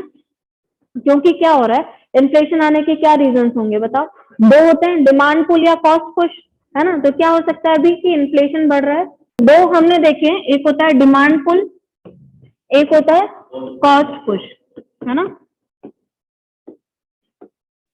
डिमांड पुल की साइड पहले समझते हैं क्या हुआ होगा। धीरे धीरे क्या हो रहा है, एग्रीगेट डिमांड रिवाइव हो रही है ना। इंडस्ट्रियल सेक्टर उतना रिवाइव नहीं हो रहा, लेकिन कंजम्पशन ज्यादा बढ़ रहा है। इंडस्ट्रियल आउटपुट उतना रिवाइव नहीं हो रहा। अभी हमने क्या देखा था, 7% से कॉन्ट्रैक्ट हुआ, लेकिन 11.8% से ही रिवाइव होने के चांसेस है, ज्यादा ग्रोथ नहीं हो रही, वो भी अभी भी अफेक्टेड है ना। तो सप्लाई जो है, सप्लाई चेन में भी डिस्ट्रप्शन हुए हैं काफी, अभी भी जिनको करेक्ट कर रहे हैं हम, लेकिन प्रॉपरली करेक्ट नहीं हुआ। तो डिमांड और सप्लाई का मिसमैच है, डिमांड ज्यादा है, डिमांड ज्यादा है इसकी वजह से, तो आप खुद बता सकते हो डिमांड साइड। दूसरा क्या रीजन हो सकता है, हर इकोनॉमी में ऐसा ही हो रहा है अभी, है ना। दूसरा होता है कॉस्ट पुश, यानी जो प्रोडक्शन की कॉस्ट है वो बढ़ी हुई है, इसलिए प्राइसेस ज्यादा है इकोनॉमी में, प्राइस लेवल ज्यादा है, वो भी तो इन्फ्लेशन ही है ना, सिर्फ डिमांड ज्यादा कर रहे हैं ये इन्फ्लेशन नहीं होता ना। तो प्राइस लेवल ज्यादा क्यों है, अभी हमने क्या देखा, प्रोडक्शन लेवल्स अभी हमारे उतने रिवाइव नहीं हो पाए, इंडस्ट्री नहीं उतनी रिवाइव हो पाई है। तो जब प्रोडक्शन नहीं रिवाइव हुआ तो ये जो प्रोड्यूस करता, जिसको कोई इंडस्ट्री अपनी इंडस्ट्री में रॉ मटेरियल की तरह यूज करती, तो वो कम करेगी, इतना नहीं रिवाइव हो पाए। लेकिन ये क्या है, डिमांड तो उतनी करेगी ना, कि हमको तो चाहिए, ज्यादा प्राइस पे देगा। आ रहा है समझ में? देखो सपोज सपोज स्टील है सपोज, है ना, सपोज स्टील का प्रोडक्शन अभी अप टू दी मार्क नहीं है, जितना होना चाहिए था डिमांड के अकॉर्डिंग। स्टील सपोज किसी सर्विस सेक्टर में यूज हो रहा है, वो कैसे, कोई हॉस्पिटल है, कोई होटल है, उनमें अलमीरा लगवानी है, ठीक है, स्टील यूज होगा, लकड़ी की भी होती है लेकिन स्टील की भी तो हो सकती है, बहुत सिंपल, मैं आप समझ सको इसलिए एग्जांपल दे रही हूँ। अब क्या है, यहाँ प्रोडक्शन उतना नहीं हो पा रहा लेकिन इसकी डिमांड बढ़ रही है ना, डिमांड बढ़ रही है, तो ये क्या करेगा, ज्यादा में बेचने की कोशिश करेगा, इसको पता है मेरा प्रोडक्शन उतना नहीं है, डिमांड उतनी है, तो मैं जितने पे बेचना चाहूंगा ये लोग खरीदेंगे क्योंकि सप्लाई कम है ना, तो कॉस्ट बढ़ गई इनपुट की। आया समझ में? ऐसे ही दूसरा एग्जांपल ले लो, सपोज कोई और इनपुट का एग्जांपल ले लो, जैसे क्रूड ऑयल, है ना, क्रूड ऑयल है, क्रूड ऑयल इंपोर्ट करते हैं, इंपोर्ट ज्यादा ही कर रहे हैं, इनकी भी प्राइसेस बढ़ रही है इंटरनेशनल मार्केट में, ठीक है, हमारा इंपोर्ट बिल बढ़ रहा है और हमारे यहाँ पेट्रोल डीजल भी महंगा हो रहा है ना। तो ट्रांसपोर्ट सेक्टर में इसको इनपुट, एज एन इनपुट हम यूज करते हैं, किस में करते हैं, गाड़ी चलाने में, वो ट्रांसपोर्टेशन को यूज कर रहा होगा अपने माल को मार्केट तक ले जाने में, तो उसकी तो कॉस्ट ऑफ इनपुट ज्यादा है ना, उसका इनपुट तो महंगा है ना, उसको तेल महंगा पड़ रहा है मार्केट तक जाने के लिए। हम सिर्फ अपने घर के लिए तो नहीं यूज कर सकते ना गाड़ी, एग्रीकल्चर मार्केट में भी यूज होती है, इंडस्ट्री में भी यूज होती है, प्रोडक्ट को उसके मार्केट तक पहुंचाने में पेट्रोल तो यूज होगा ही, ठीक है। तो इनपुट की कॉस्ट ज्यादा है तो वो उसकी प्राइस में रिफ्लेक्ट होगा, फिर वो अपनी ज्यादा कॉस्ट को कवर करने के लिए आपसे ज्यादा चार्ज करेगा, तो दोनों साइड से इन्फ्लेशन बढ़ ही रहा है ना। Inflation has reappeared across the world, but India need not panic as the CPI based inflation, हम किसको कंप्यूट करते हैं, इन्फ्लेशन CPI बेसिस पे करते हैं, है ना, तो वो अभी भी ब्रैकेट में है, जो हमारी लिमिट है वो क्या है 4 ± 2%, और अभी वो कितना है 5.6%, तो अभी भी ब्रैकेट में है, इतना डरने की जरूरत नहीं है। अब देखो सप्लाई साइड डिस्ट्रप्शन हमने देखे कि it was one of the reason, supply side disruption हुए, इकोनॉमी की रिसेशन में जाने के रीजन थे ना, तो सप्लाई साइड को मैनेज कैसे किया, फिर क्या क्या किया उन सप्लाई साइड डिस्ट्रप्शंस को कम करने के लिए, ये देखते हैं। ओके, फर्स्ट डीरेगुलेशन, आपने पहले भी हमने कई बार डिस्कस किया है कि किसी भी सेक्टर में अगर ज्यादा हमको इन्वेस्टर्स लाने हैं तो उसको डीरेगुलेट करना पड़ेगा, कैनन ऑफ ईज करना पड़ेगा, है ना, इजी होना चाहिए काम करना, ज्यादा रेगुलेशन से लोग बचना चाहते हैं, हमेशा एस्केप करना चाहते हैं। ओके, तो डीरेगुलेशन किया काफी सारे सेक्टर्स में, और जैसे टेलीकॉम में 100% एफडीआई है, काफी सेक्टर्स में एफडीआई बढ़ाया, है ना, फार्मास्यूटिकल में भी एफडीआई आया, हमारे पास इन्वेस्टमेंट आया, वो कब आया, जब हमने इसको डीरेगुलेट किया अलग अलग सेक्टर्स को, ताकि वो ग्रो कर सके, प्रोसेसेस को सिंप्लीफाई किया, प्रोसेसेस को सिंप्लीफाई करना मतलब रूल्स रेगुलेशन कम करना, जैसे अभी क्या है सेक्टर्स को डीरेगुलेट किया तो फैक्ट्रीज को बुलाएंगे, है ना, प्रोडक्शन इंसेंटिवाइज करना है ना, इन्वेस्टर्स को बुलाना है, तो उनका जो भी प्रोसेस होता है, लीगल प्रोसीजर भी होता है कुछ, ठीक है, लाइसेंस वगैरह भी चाहिए होता है, प्रोडक्शन यूनिट, तो उनको थोड़ा थोड़ा सिंप्लीफाई कर दो, सिंपली, हाँ ऑनलाइन भी हो गई ये चीजें, तो ऑनलाइन होने से क्या है और इजी हो गया, डायरेक्ट जो बेनिफिशियरी है और जो सर्विस प्रोवाइडर है वो डायरेक्ट कांटेक्ट कर रहे हैं, बीच में इंटरमीडिएट की जरूरत नहीं है, काफी सेक्टर्स में ऑनलाइन हो गया है, चाहे एग्रीकल्चर हो, टैक्सेशन हो, है ना,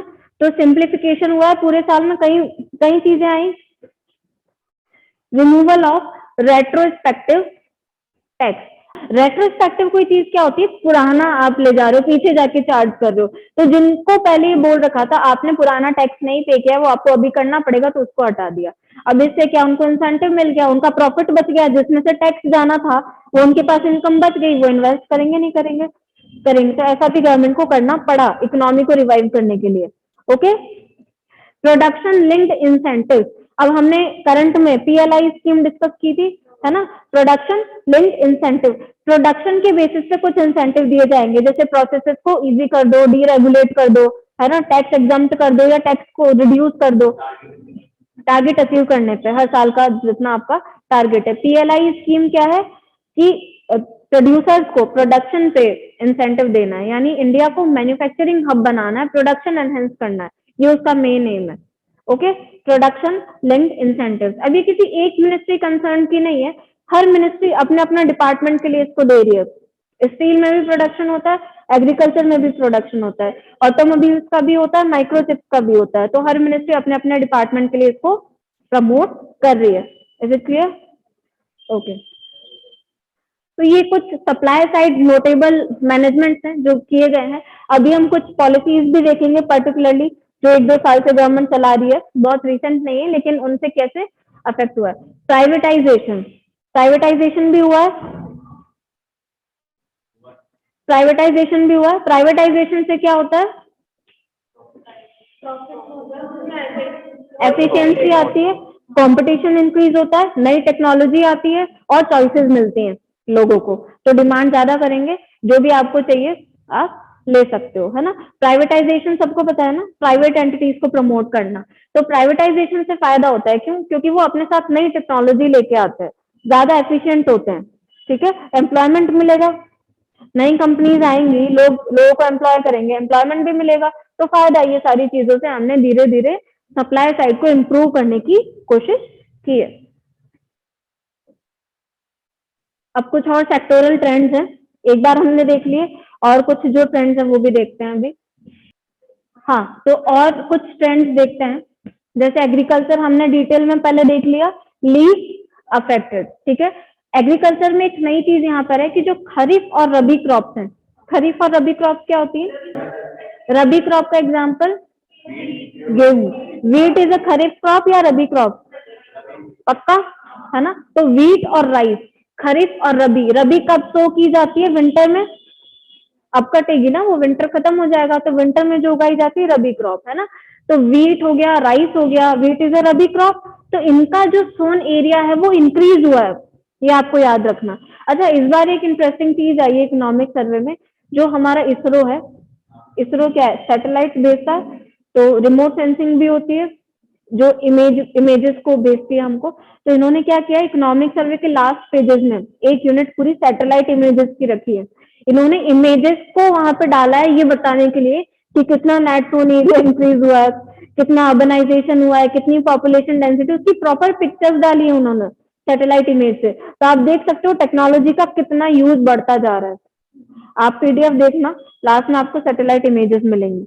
ओके, तो area sown under kharif and rabi crop has increase. बहुत कॉमन सेंसिकल है कि एग्रीकल्चर लीस्ट अफेक्ट हुआ था, लॉकडाउन लगने से आपने गेहूं और चावल, जो इंडिया की स्टेपल डाइट है, नॉर्थ इंडिया में वीट और साउथ इंडिया में राइस और नॉर्थ ईस्ट में भी राइस, ठीक है, तो उसमें तो आपने किसी ने कमी छोड़ी नहीं, ठीक है, ज्यादा ही बना बना के एक्सपेरिमेंट्स कर रहे थे, यूट्यूब पे अपलोड कर रहे थे, तो खाने में तो हमने कमी छोड़ी नहीं।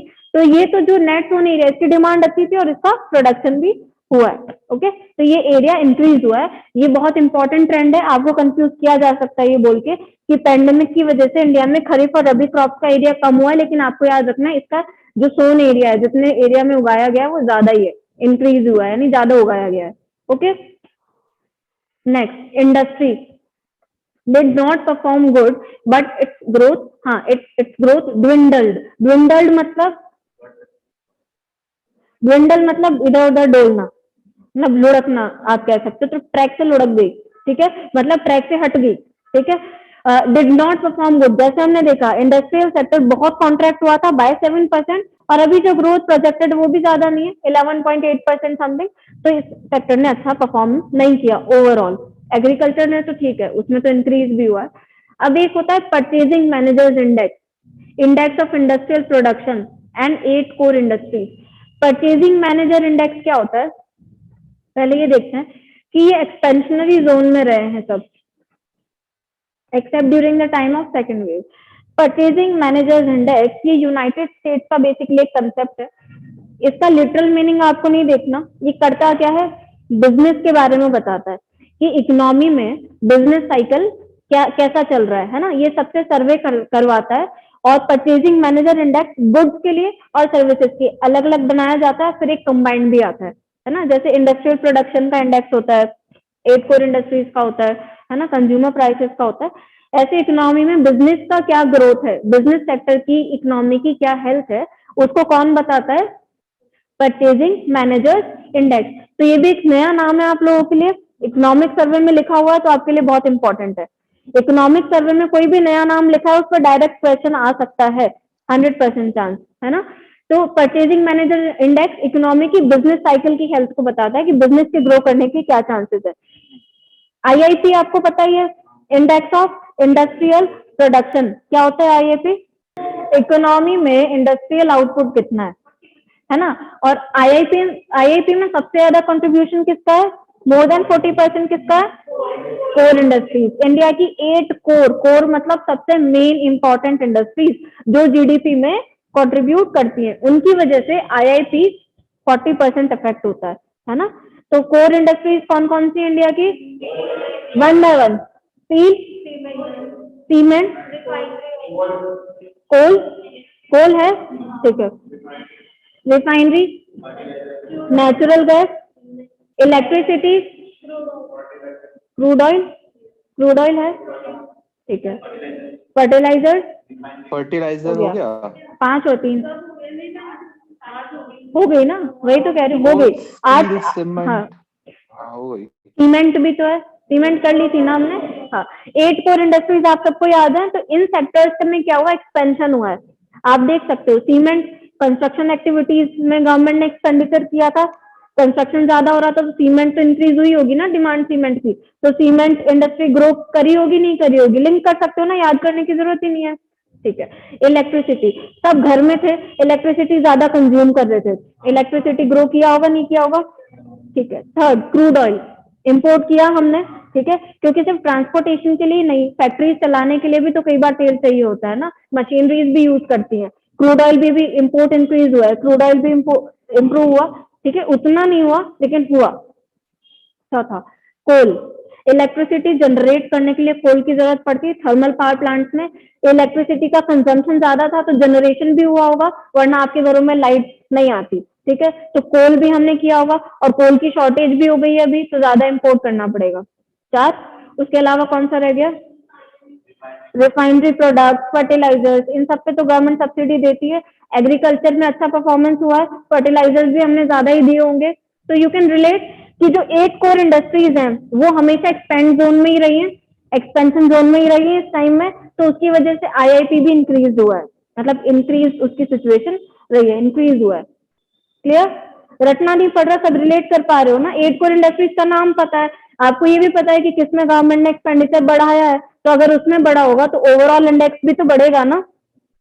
Okay, remained in the expansionary zone accept during the time of second wave, क्योंकि उस टाइम क्या हुआ था, सबसे ज्यादा अफेक्ट हुआ था, सेकेंड वेव ज्यादा डिस्ट्रक्टिव थी, तो एक्सपेंशनरी जोन में ये सारी चीजें रही है। उससे पहले तक थोड़ा इनमें रिडक्शन आया, कब आया, सेकेंड वेव यानी फर्स्ट क्वार्टर ऑफ 21-22, तो एक्सपेंशनरी जोन में रहा है, लेकिन during the second time of Covid ये थोड़ा अफेक्ट हुआ था। Is it clear?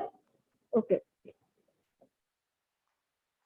Real estate और कंस्ट्रक्शन सेक्टर, अगेन वही चीज, गवर्नमेंट ने अपनी एक्सपेंडिचर बढ़ाई थी तो ये डिक्लाइन हुआ होगा या एक्सपेंड हुआ होगा, एक्सपेंड। सिग्निफिकेंट रिवाइवल, बहुत अच्छे से रिवाइव हुआ है ठीक है, due to increase in capital expenditure. Capital expenditure क्या होता है, हाँ ऐसा एक्सपेंडिचर जो या तो एसेट क्रिएट कर रहा हो या लायबिलिटी रिड्यूस कर रहा है। गवर्नमेंट ने क्या किया, कंस्ट्रक्शन सेक्टर में जो इंफ्रास्ट्रक्चर चाहिए होता है उसमें इन्वेस्ट किया है ना। इंफ्रास्ट्रक्चर में इन्वेस्ट करने से क्या होता है, एसेट क्रिएट होते हैं, इसलिए कैपिटल एक्सपेंडिचर। आप लोगों ने पढ़ा भी होगा कि गवर्नमेंट ने कैपिटल एक्सपेंडिचर इंक्रीज किया है ओवरऑल है ना। तो कंस्ट्रक्शन सेक्टर में और इंफ्रास्ट्रक्चर सेक्टर में कैपिटल एक्सपेंडिचर बढ़ने की वजह से इनकी ग्रोथ हुई है। Clear? Okay. Second, service sector, although it was the worst hit, सबसे ज्यादा अफेक्ट हुआ था, but the purchasing managers index of services has witnessed recovery. अब देखो मैंने बोला था ये जो परचेजिंग मैनेजर्स इंडेक्स होता है, ये जो बिजनेस एक्टिविटी बताता है ना, ये दोनों के लिए आता है, गुड्स के लिए और सर्विसेज के लिए। गुड्स का भी हमने देखा एक्सपेंशनरी जोन में था, तो सर्विसेज का भी कुछ टाइम के लिए एक्सपेंशनरी जोन में था। ओके। डिस्टेंस बेस्ड सर्विसेज जो थी they have increase like information technology. अब ये किसकी वजह से, कौन सी सर्विसेज की वजह से इंक्रीज हुआ होगा? जिनमें ह्यूमन कॉन्टेक्ट इन्वॉल्व नहीं था, जो क्या थी? Distance based services. तो सर्विस सेक्टर इन जनरल बहुत ज्यादा अफेक्ट हुआ है, सबसे ज्यादा अफेक्ट हुआ है, लेकिन जो डिस्टेंस बेस्ड सर्विसेज थी वो इंप्रूव हुई हैं, वो फॉल नहीं हुई, वो इंक्रीज हुई है बल्कि, है ना। जैसे घर में बैठ के आप फोन पे जो भी सर्विस ले रहे हो, ओके, तो डिस्टेंस बेस्ड सर्विसेज के इंप्रूव होने की वजह से purchasing managers index of service sector has recovered. आया समझ में? कोई कंफ्यूजन? अब देखो शिपिंग कंटेनर शॉर्टेज, ये हमने पहले भी कवर किया था, करंट अफेयर्स में भी देखा था। शिपिंग कंटेनर शॉर्टेज हो रही है इकोनॉमी में। शिपिंग कंटेनर क्या होते हैं? हम एक्सपोर्ट इंपोर्ट करते हैं सी रूट के थ्रू, तो कंटेनर चाहिए होते हैं। आपने इमेजेस भी देखी होंगी, बड़े बड़े कंटेनर्स होते हैं, है ना। तो उसकी इंडिया में शॉर्टेज हो गई है। क्यों क्यों हो गई है? क्योंकि कोरोना के टाइम में कुछ रेस्ट्रिक्शंस थे प्रोडक्शन पे, और ये बहुत एसेंशियल सर्विस नहीं थी जिसका प्रोडक्शन अलाउड हो, ठीक है। तो प्रोडक्शन अफेक्ट होने की वजह से शिपिंग जो कंटेनर्स का प्रोडक्शन है इंडिया में वो अफेक्ट हुआ। उसकी वजह से अब हमारे पास शिपिंग कंटेनर्स की शॉर्टेज हो गई है, हमको इंपोर्ट करने पड़ रहे हैं। तो इंपोर्ट करने की वजह से क्या है, हमारा इंपोर्ट बिल बढ़ रहा है, has led to rise in import bill due to increase in shipping transport services. Shipping transport services import मतलब ये कंटेनर इंपोर्ट। इसके लिए जो सजेशन दिए गए हैं कि आप क्या कर सकते हो, जनरली जो इकोनॉमी में अबेंडन्ड कंटेनर्स पड़े हैं, छोड़ देते हैं ना, जो यूज में नहीं आ रहे उनको यूज कर लो। दूसरा, जो आपने कहीं ना कहीं से जब्त कर लिए थे, जैसे कुछ इलीगल जा रहा है माल, है ना, तो वो रख लिया, तो माल इलीगल है ना, कंटेनर तो इलीगल नहीं है, तो उसको छोड़ दो, है ना। तो ऐसे करके आप एकदम से प्रोडक्शन तो नहीं बढ़ा सकते, टाइम लगेगा, आप उनको यूज करो ताकि सप्लाई साइड धीरे धीरे इंक्रीज हो जाए। आ रही बात समझ में? Okay. Microchip and semiconductor sector supply chain disruption has spilled over to automobile. अच्छा, माइक्रोचिप मतलब इलेक्ट्रॉनिक चिप्स जो होती है ना, और सेमीकंडक्टर्स, इनका जो इम्पैक्ट है वो ऑटोमोबाइल सेक्टर पे देखने को मिला है। ऑटोमोबाइल मतलब गाड़ियों वाला सेक्टर, है ना। तो ऑटोमोबाइल उसी को बोलते हैं ना, क्लियर। ऑटोमोबाइल सेक्टर पे कैसे देखने को मिला होगा माइक्रोचिप का? ऑटोमोबाइल सेक्टर में ये इनपुट का काम करता है, रॉ मटेरियल का, है ना। तो अगर इनका सप्लाई चेन डिस्ट्रप्शन हुआ होगा, इनके प्रोडक्शन में अगर कमी आई है, तो ऑटोमोबाइल में भी आएगी, वो भी अफेक्ट होगा। तो माइक्रोचिप और सेमीकंडक्टर्स का प्रोडक्शन डिक्लाइन हुआ था, जिसकी वजह से उसका इम्पैक्ट ऑटोमोबाइल सेक्टर पे भी देखने को मिला है। अब देखो, ये वही चार्ट है जो हमने ग्रोथ एक्सपेक्टेशन रखी थी कि कितनी एक्सपेक्टेड है ना। इकोनॉमिक सर्वे ने बोला है 22-23 के लिए 8.85%, आरबीआई ने 7.3%, IMF ने 9%, वर्ल्ड बैंक ने 8%, इंडिया रेटिंग और मूडीज, ये सब क्या है? क्रेडिट रेटिंग एजेंसीज है। इन्होंने कितने की है? 7 और 7, एशियन डेवलपमेंट बैंक 7, ये सब क्या है कि अलग अलग एजेंसीज के प्रोजेक्शन है। अभी हमको क्या याद रखना, इकोनॉमिक सर्वे ने क्या प्रोजेक्ट किया है कि कितनी एक्सपेक्टेड ग्रोथ है। ओके, सबकी याद नहीं रखनी, एक एक की कोई नहीं पूछेगा आपसे। ये जनरल एक ट्रेंड है, जैसे जीडीपी ग्रोथ आप देखो, एकदम से नीचे चली गई थी, फिर बढ़ी, फिर कम होने के चांसेस हैं वापस, है ना। फिस्कल डेफिसिट इंक्रीज हो गई है ना। आगे दूसरे चैप्टर्स में देखेंगे, ये सारे चैप्टर का एक एक ग्राफ दिया हुआ है, अभी हम सिर्फ एक ही चैप्टर कर रहे हैं। फिस्कल डेफिसिट, इन्फ्लेशन भी बढ़ रहा है, देख रहे हो आप, ग्रीन चार्ट, ग्रीन लाइन बढ़ रही है। फॉरेन एक्सचेंज रिजर्व बढ़े हैं, बीओपी ने हमको बचाया है, तो इसमें कोई डाउट नहीं होना चाहिए। एग्रीकल्चर बढ़ा है, agriculture, forestry, fishery, allied services बढ़ी है। इंडस्ट्रियल ग्रोथ एकदम से गिर गई थी, है ना, 7% से, और अब इतने बढ़ने के चांसेस हैं। सर्विस सेक्टर भी अफेक्ट हुआ था और अब बढ़ने के चांसेस हैं। तो ये सब कुछ चार्ट दिए हुए थे, ऐसे बहुत मिलेंगे आपको सर्वे में, वो तो पूरा स्टैटिस्टिक्स छाप देते हैं अपना, है ना।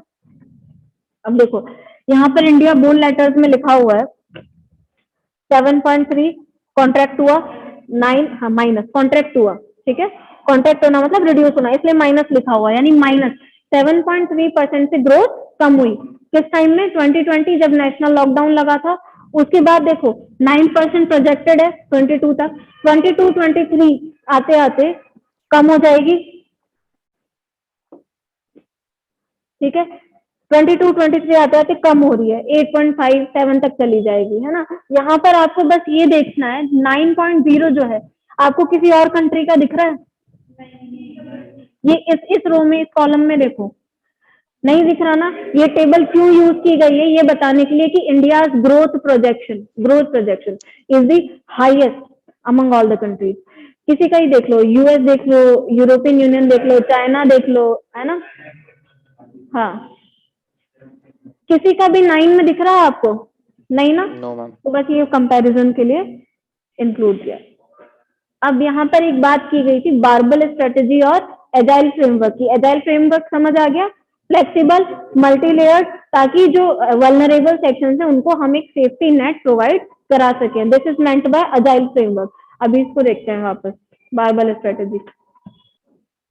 Okay, so barbell strategy, safety net and agile framework. पहले ये देखो, ये बारबल जो वर्ड आया कहाँ से आया, है ना। बारबल ये होता है, बारबल वेट लिफ्टिंग के लिए काम आता है। इसमें दो एक्सट्रीम्स है ना, एक ये कोना है और एक ये कोना है, बीच में क्या है? सिर्फ एक रॉड है ना। तो इकोनॉमी में एक्सट्रीम सेक्शंस होते हैं, जो सबसे ज्यादा अफेक्ट होते हैं, उनको सेफ्टी नेट प्रोवाइड कराना, ठीक है।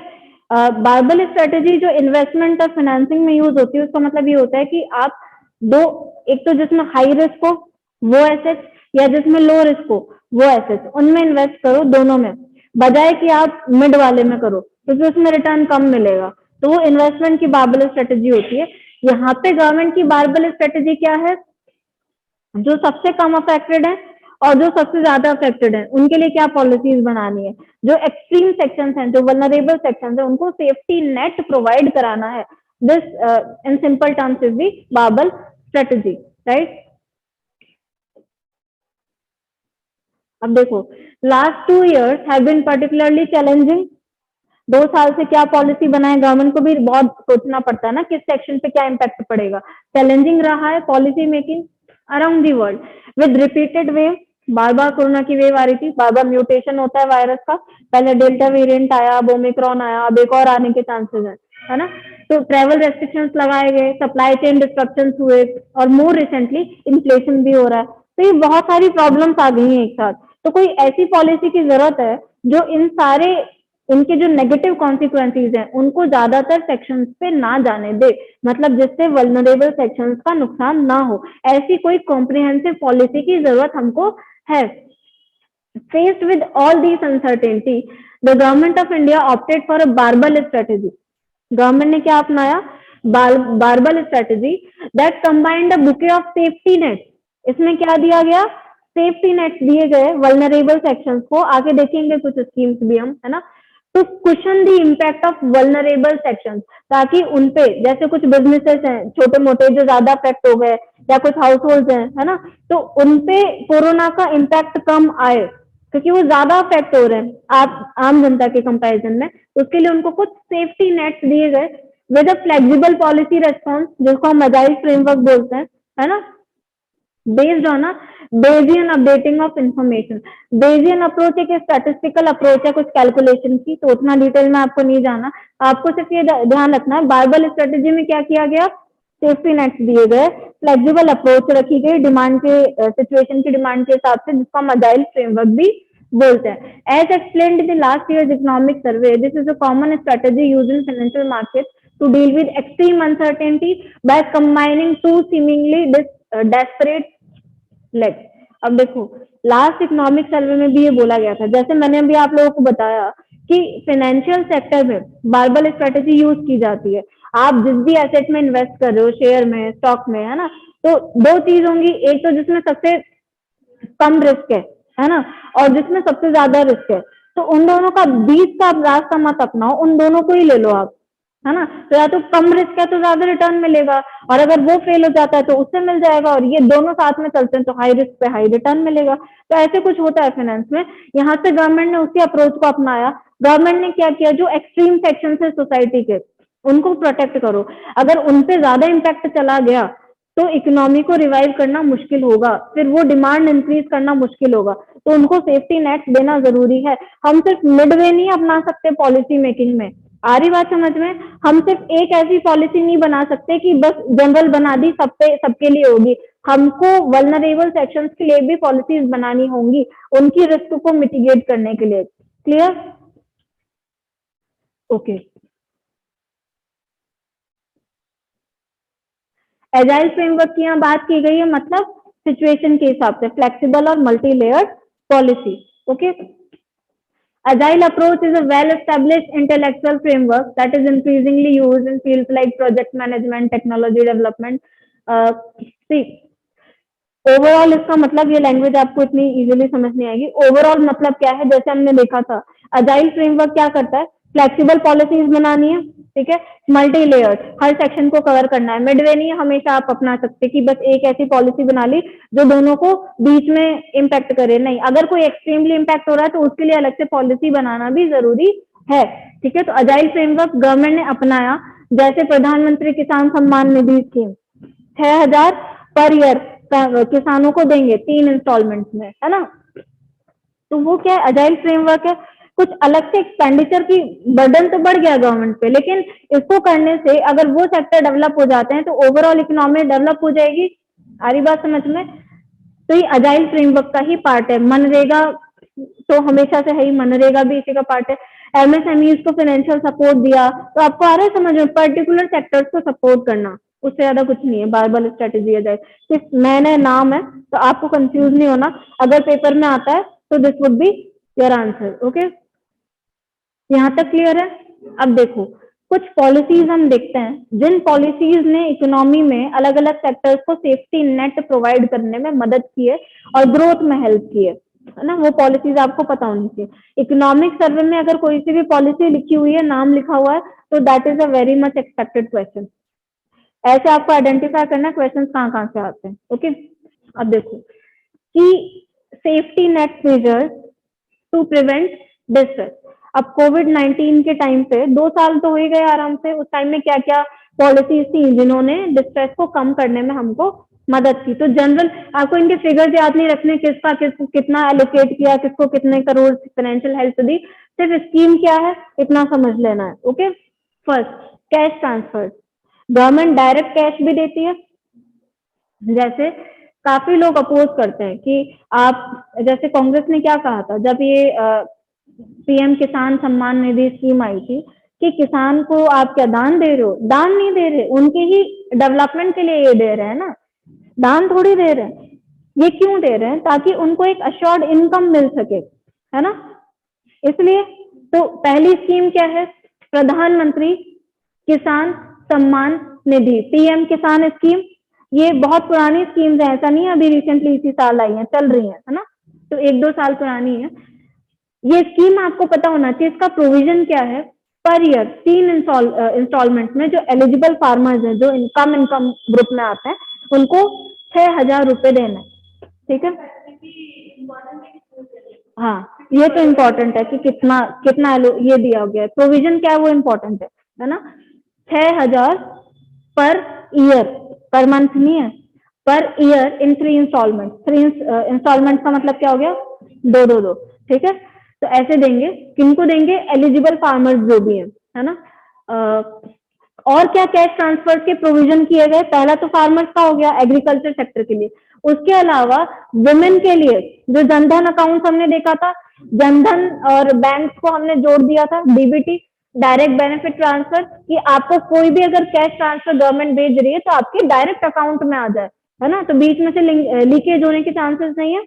ओके, तो 500 rupees per month for 3 month to women Jandhan account holders.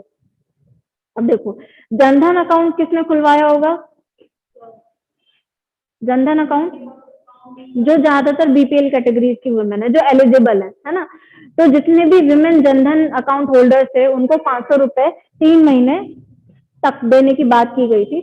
किस टाइम पे? कोरोना के टाइम पे, क्योंकि वुमेन पे काफी ज्यादा इम्पैक्ट इसका पड़ा है। Okay, then ₹1000 to vulnerable sections. अब हम सेफ्टी नेट की बात कर रहे हैं ना, बारबल स्ट्रेटेजी, तो ये पहला हो गया। दूसरा सेफ्टी नेट क्या हो गया? विडोज हो गए, दिव्यांग हो गए, एल्डर्स हो गए। I told you elderly people are most vulnerable section. यहाँ पे आ गया एल्डरली पीपल वल्नरेबल सेक्शन, इनको 1000 रुपीज देने की बात की गई थी, उसे हम दिए गए थे, है ना।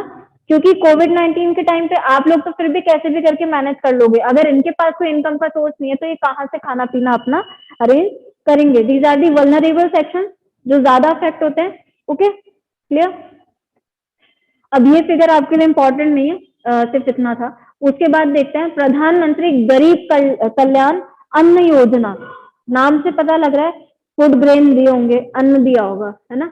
Additional free of cost food grain to 80 crore NFS national food security act beneficiary. Food security जब हम करेंगे तो फूड सिक्योरिटी क्या है? जो लोग खाना भी नहीं अफोर्ड कर पाते, ठीक है, उनको फूड सिक्योरिटी देना। तो नेशनल फूड सिक्योरिटी एक्ट के तहत हमने पीडीएस सिस्टम वगैरह एस्टेब्लिश किया, जिसमें 1 रुपए 2 रुपए किलो हम गेहूं चावल ये सब बांटते हैं, है ना। तो इन सबके जो बेनिफिशियरीज हैं, जो एलिजिबल लोग हैं, आपने ये न्यूज भी देखी होगी, दिल्ली गवर्नमेंट ने काफी इसमें अच्छा काम किया था, तो न्यूज में था, है ना। 5-5 किलो पर पर्सन उन्होंने दिया है। तो गवर्नमेंट की क्या स्कीम थी कि फ्री ऑफ कॉस्ट, उतना भी मिनिमल भी चार्ज नहीं कर रहे। ये किया गया, किसके लिए किया गया? वल्नरेबल सेक्शंस के लिए किया गया, फ्री ऑफ कॉस्ट। जितना मिलता आ रहा है स्कीम के तहत उतना तो मिल ही रहा है, additional free of cost food grains दिए गए करीब 80 करोड़ बेनिफिशियरीज को। ऑलराइट, 5 kg ऑलमोस्ट पर person per month over and above the regular monthly NFSA food grain allocation. जो उनको वैसे मिलना होता है, जो राशन कार्ड होल्डर्स होते हैं, वो तो मिलना ही होता है, उसके ऊपर दिए गए, यानी गवर्नमेंट से कॉस्ट कितनी बढ़ गई होगी सोचो, ठीक है। तो फिस्कल डेफिसिट तो हाई होना बहुत प्रोबेबल है। This is clear. ये हम क्या देख रहे हैं, फूड सिक्योरिटी के लिए क्या क्या किया गया, ताकि कम से कम खाने की कमी की वजह से कोई हमारी कंट्री में किसी की डेथ ना हो। इसके अलावा one nation one ration card, ये तो देखा ही होगा आपने, one nation one ration card to ensure PDS benefit for people in transit specially migrant workers. अभी देखो, इकोनॉमिक सर्वे के पॉइंट ऑफ व्यू से ही नहीं, जनरल करंट अफेयर्स के लिए आपके लिए स्कीम बहुत इंपॉर्टेंट है। One nation one ration card भी लाया गया, ठीक है। ये क्यों लाया गया?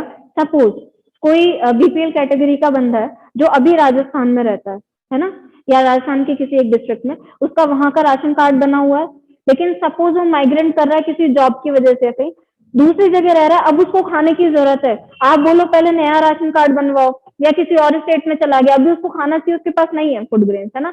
तो क्या होगा, जो लोग ट्रांजिट में रहते हैं, मूव करते रहते हैं, माइग्रेंट रहते हैं, उनको हर जगह एक ही राशन कार्ड से एलोकेशन टाइमली मिल सके, इसके लिए ये स्कीम लाई गई है। ये बहुत अच्छा स्टेप है या नहीं है?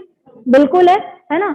एंश्योर पीडीएस बेनिफिट, पीडीएस मतलब पब्लिक डिस्ट्रीब्यूशन सिस्टम जो है, जिससे हम बांटते हैं, वो अनाज देते हैं, 1 रुपए 2 रुपए इन सब पे, फॉर पीपल इन ट्रांजिट, यानी जो माइग्रेट करते रहते हैं, स्पेशली माइग्रेंट वर्कर्स। क्लियर। तो ये एक बहुत अच्छी स्कीम है, one nation one ration card, ये भी आ सकती है कभी भी। कुकिंग गैस सिलेंडर्स पे सब्सिडी दी गई, है ना, कुछ फ्री भी दिए गए, कुछ को सब्सिडी भी दी गई। उज्ज्वला योजना सबको पता ही है। तो इससे भी क्या हुआ, वुमेन सबसे ज्यादा अफेक्ट होती थी, क्योंकि वो सिगड़ी पे खाना बनाना, उसके धुएं से हेल्थ अफेक्ट होना, उसके लिए फिर कोल भी चाहिए, लकड़ी भी चाहिए, तो ओवरऑल इम्पैक्ट कम होगा, एनवायरमेंट पे भी प्रेशर कम हुआ, वुमेन पे भी प्रेशर कम हुआ। ऑलराइट, तो cooking gas cylinders under Ujjwala योजना, आपको क्या याद रखना है, उज्ज्वला योजना किससे रिलेटेड है? गैस सिलेंडर से रिलेटेड। ठीक है,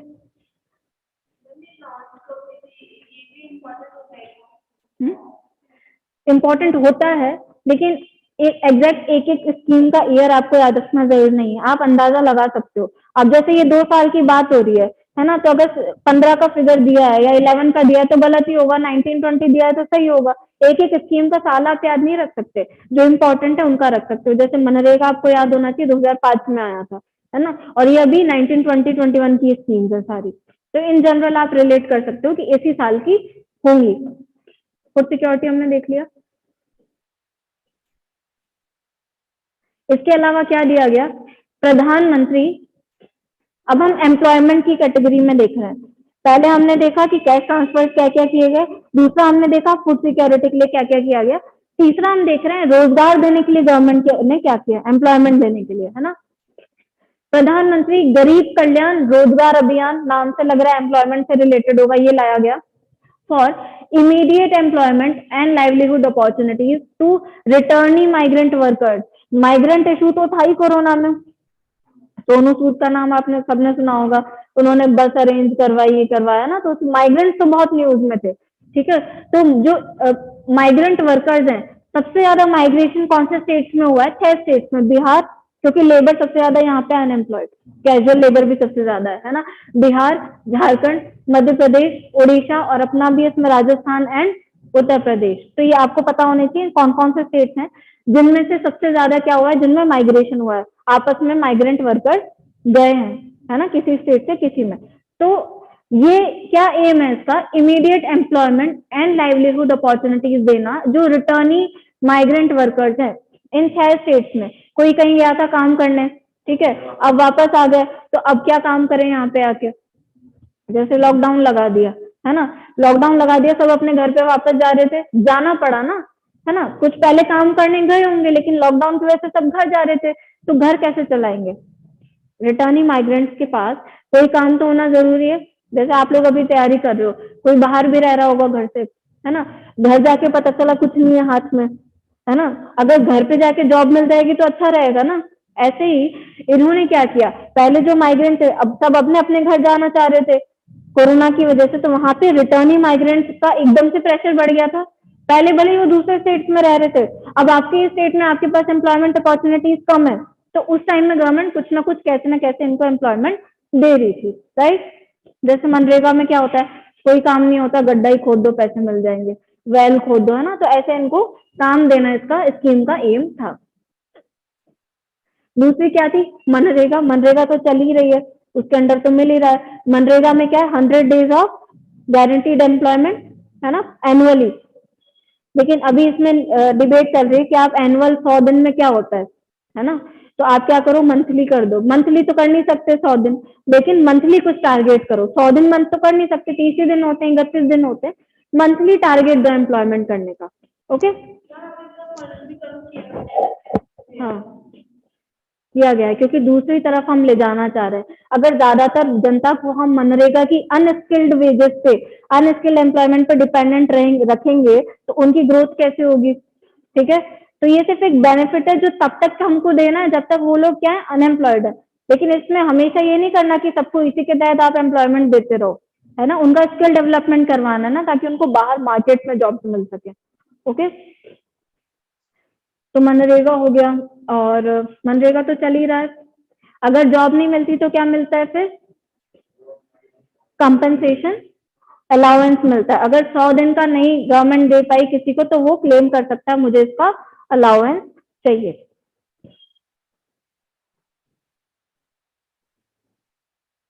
अब इसमें इनको क्या है, सोशल सिक्योरिटी स्कीम की कुछ बात की गई है।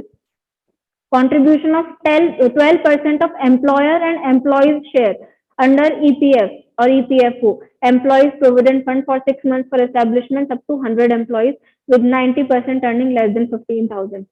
देखो होता क्या है, जो आपको सोशल सिक्योरिटी बेनिफिट दिया जाता है, पेंशन दी जाती है, प्रोविडेंट फंड दिया जाता है ना, इसमें एम्प्लॉय का और एम्प्लॉयर का दोनों का कंट्रीब्यूशन होता है। एम्प्लॉयर कोई भी हो, गवर्नमेंट हो चाहे प्राइवेट हो, ठीक है, दोनों का कंट्रीब्यूशन होता है ना आपकी। वो क्या है, सोशल सिक्योरिटी स्कीम्स होती है। आप अगर काम नहीं कर रहे तो भी आपके पास कुछ इनकम रहे, उसी के लिए तो होता है ना पेंशन वगैरह, ठीक है। तो उसमें क्या किया गया, 12% एम्प्लॉयर कंट्रीब्यूट करेगा और 12% एम्प्लॉय कंट्रीब्यूट करेगा 6 महीने के लिए। कौन कौन से एस्टेब्लिशमेंट या यूनिट्स में, यानी ऑफिस में अप टू 100 एम्प्लॉयज जिनमें हो, कम से कम 100 एम्प्लॉयज हो विद 90% अर्निंग लेस देन 15,000, जिसकी 90% अर्निंग जो है वो 15,000 से कम है, तो उसमें एम्प्लॉयर भी 12% कंट्रीब्यूट करेगा। ये फिगर याद नहीं रखते हैं, आपको इतना याद रखना है कि सोशल सिक्योरिटी के लिए भी काम किया गया है। ओके, आत्मनिर्भर भारत रोजगार योजना, ये भी एम्प्लॉयमेंट से रिलेटेड जो हम डिस्कस कर रहे थे वही है। To reduce financial burden of employers and encourage them to hire, ये किस लिए किया गया? सोशल सिक्योरिटी की ही तरफ है। ये क्या किया गया? Atmanirbhar, to reduce financial burden of the employers. Employer कौन होता है? जो आपको जॉब देता है, ठीक है, उससे फाइनेंशियल बर्डन रिड्यूस करने के लिए encourages them to hire more workers implemented by EPFO. अब जैसे सोशल सिक्योरिटी के लिए पहले क्या बोला? 12% एम्प्लॉयर भी कंट्रीब्यूट करेगा, लेकिन इससे एम्प्लॉयर पे बर्डन बढ़ गया। उसने क्या बोला किया है ना, तो उसके बर्डन को रिड्यूस करने के लिए बोला है कि आप ज्यादा वर्कर्स हायर कर सकते हो, ठीक है। पहले 100 वर्कर्स के एस्टेब्लिशमेंट के लिए अलाउ किया था ना, ज्यादा में भी हम ये प्रोविजन रखेंगे। आ रहा है समझ में? ज्यादा एम्प्लॉय कर सकते हो। तो इसमें इतना डिटेल में नहीं जाना, लेकिन स्कीम क्या है? आत्मनिर्भर भारत रोजगार योजना। इसको आप अगर नहीं पढ़ते तो आप अंदाजा नहीं लगा सकते थे कि ये सोशल सिक्योरिटी स्कीम से रिलेटेड है ना। आप सोचते कुछ एम्प्लॉयमेंट वगैरह देने का होगा। तो आपको इसमें क्या ध्यान रखना है कि एम्प्लॉयर्स को ये बोला गया कि आप ज्यादा वर्कर्स हायर कर सकते हो ताकि आप पे फाइनेंशियल बर्डन ना आए। क्लियर? आ रहा है समझ में? ओके। अब हाउसिंग में इन्वेस्टमेंट किया गया। प्रधानमंत्री आवास योजना, जिसमें हाउसिंग दी गई, हाउसेज दिए गए रहने के लिए बीपीएल कैटेगरी को, है ना। ग्रामीण और अर्बन दोनों चल रही है, एक रूरल में भी चल रही है और एक अर्बन में भी चल रही है। उसके अलावा दीनदयाल उपाध्याय ग्रामीण कौशल योजना, स्किल डेवलपमेंट पे काफी टाइम से फोकस कर रहे हैं हम, ताकि हमारी जो वर्कफोर्स है, जो लेबर फोर्स है, वो स्किल्ड हो। अगर स्किल्ड होगी तो अपने आप जॉब मिलेंगी मार्केट में, है ना। तो स्किल डेवलपमेंट में फोकस कर रहे हैं। तो दीनदयाल उपाध्याय ग्रामीण कौशल योजना, अभी कौशल से आप अंदाजा लगा सकते हो कौशल क्या होती है, कैपेसिटी, स्किल, है ना, कि it would be related to skill development. Okay, किसके लिए है? Rural self employment training institute, कुछ स्किल डेवलप किया जाएगा। यहाँ पे इंस्टीट्यूट सेटअप किए जाएंगे जिनमें उनको स्किल प्रोवाइड की जाएगी, अलग अलग टाइप की, है ना। स्किल डेवलपमेंट प्रोग्राम्स होंगे रूरल पुअर यूथ के लिए। अभी किसके लिए होगा? पुअर जो है उनके लिए, जो अफोर्ड कर सकते हैं उनके लिए क्यों होगा? यूथ सबसे ज्यादा अनएम्प्लॉयड है ना। यूथ है भी सबसे ज्यादा अभी और अनएम्प्लॉयड भी है, इसलिए हम डेमोग्राफिक डिविडेंड का फायदा नहीं उठा पा रहे। पढ़ा था हमने, डेमोग्राफिक डिविडेंड क्या है? Yes ma'am. अडल्ट पॉपुलेशन ज्यादा है लेकिन अनएम्प्लॉयड है, तो उसका बेनिफिट हम नहीं उठा पा रहे। तो उनको क्या देंगे? इंस्टीट्यूट के थ्रू स्किल देंगे ताकि उनको एम्प्लॉयमेंट मिल सके, अपने आप मिल सके। मतलब क्या है? या तो वो अपने आप बिजनेस अपना सेटअप कर सके, है ना, गवर्नमेंट पर डिपेंड ना रहना पड़े एम्प्लॉयमेंट के लिए। Clear? Okay.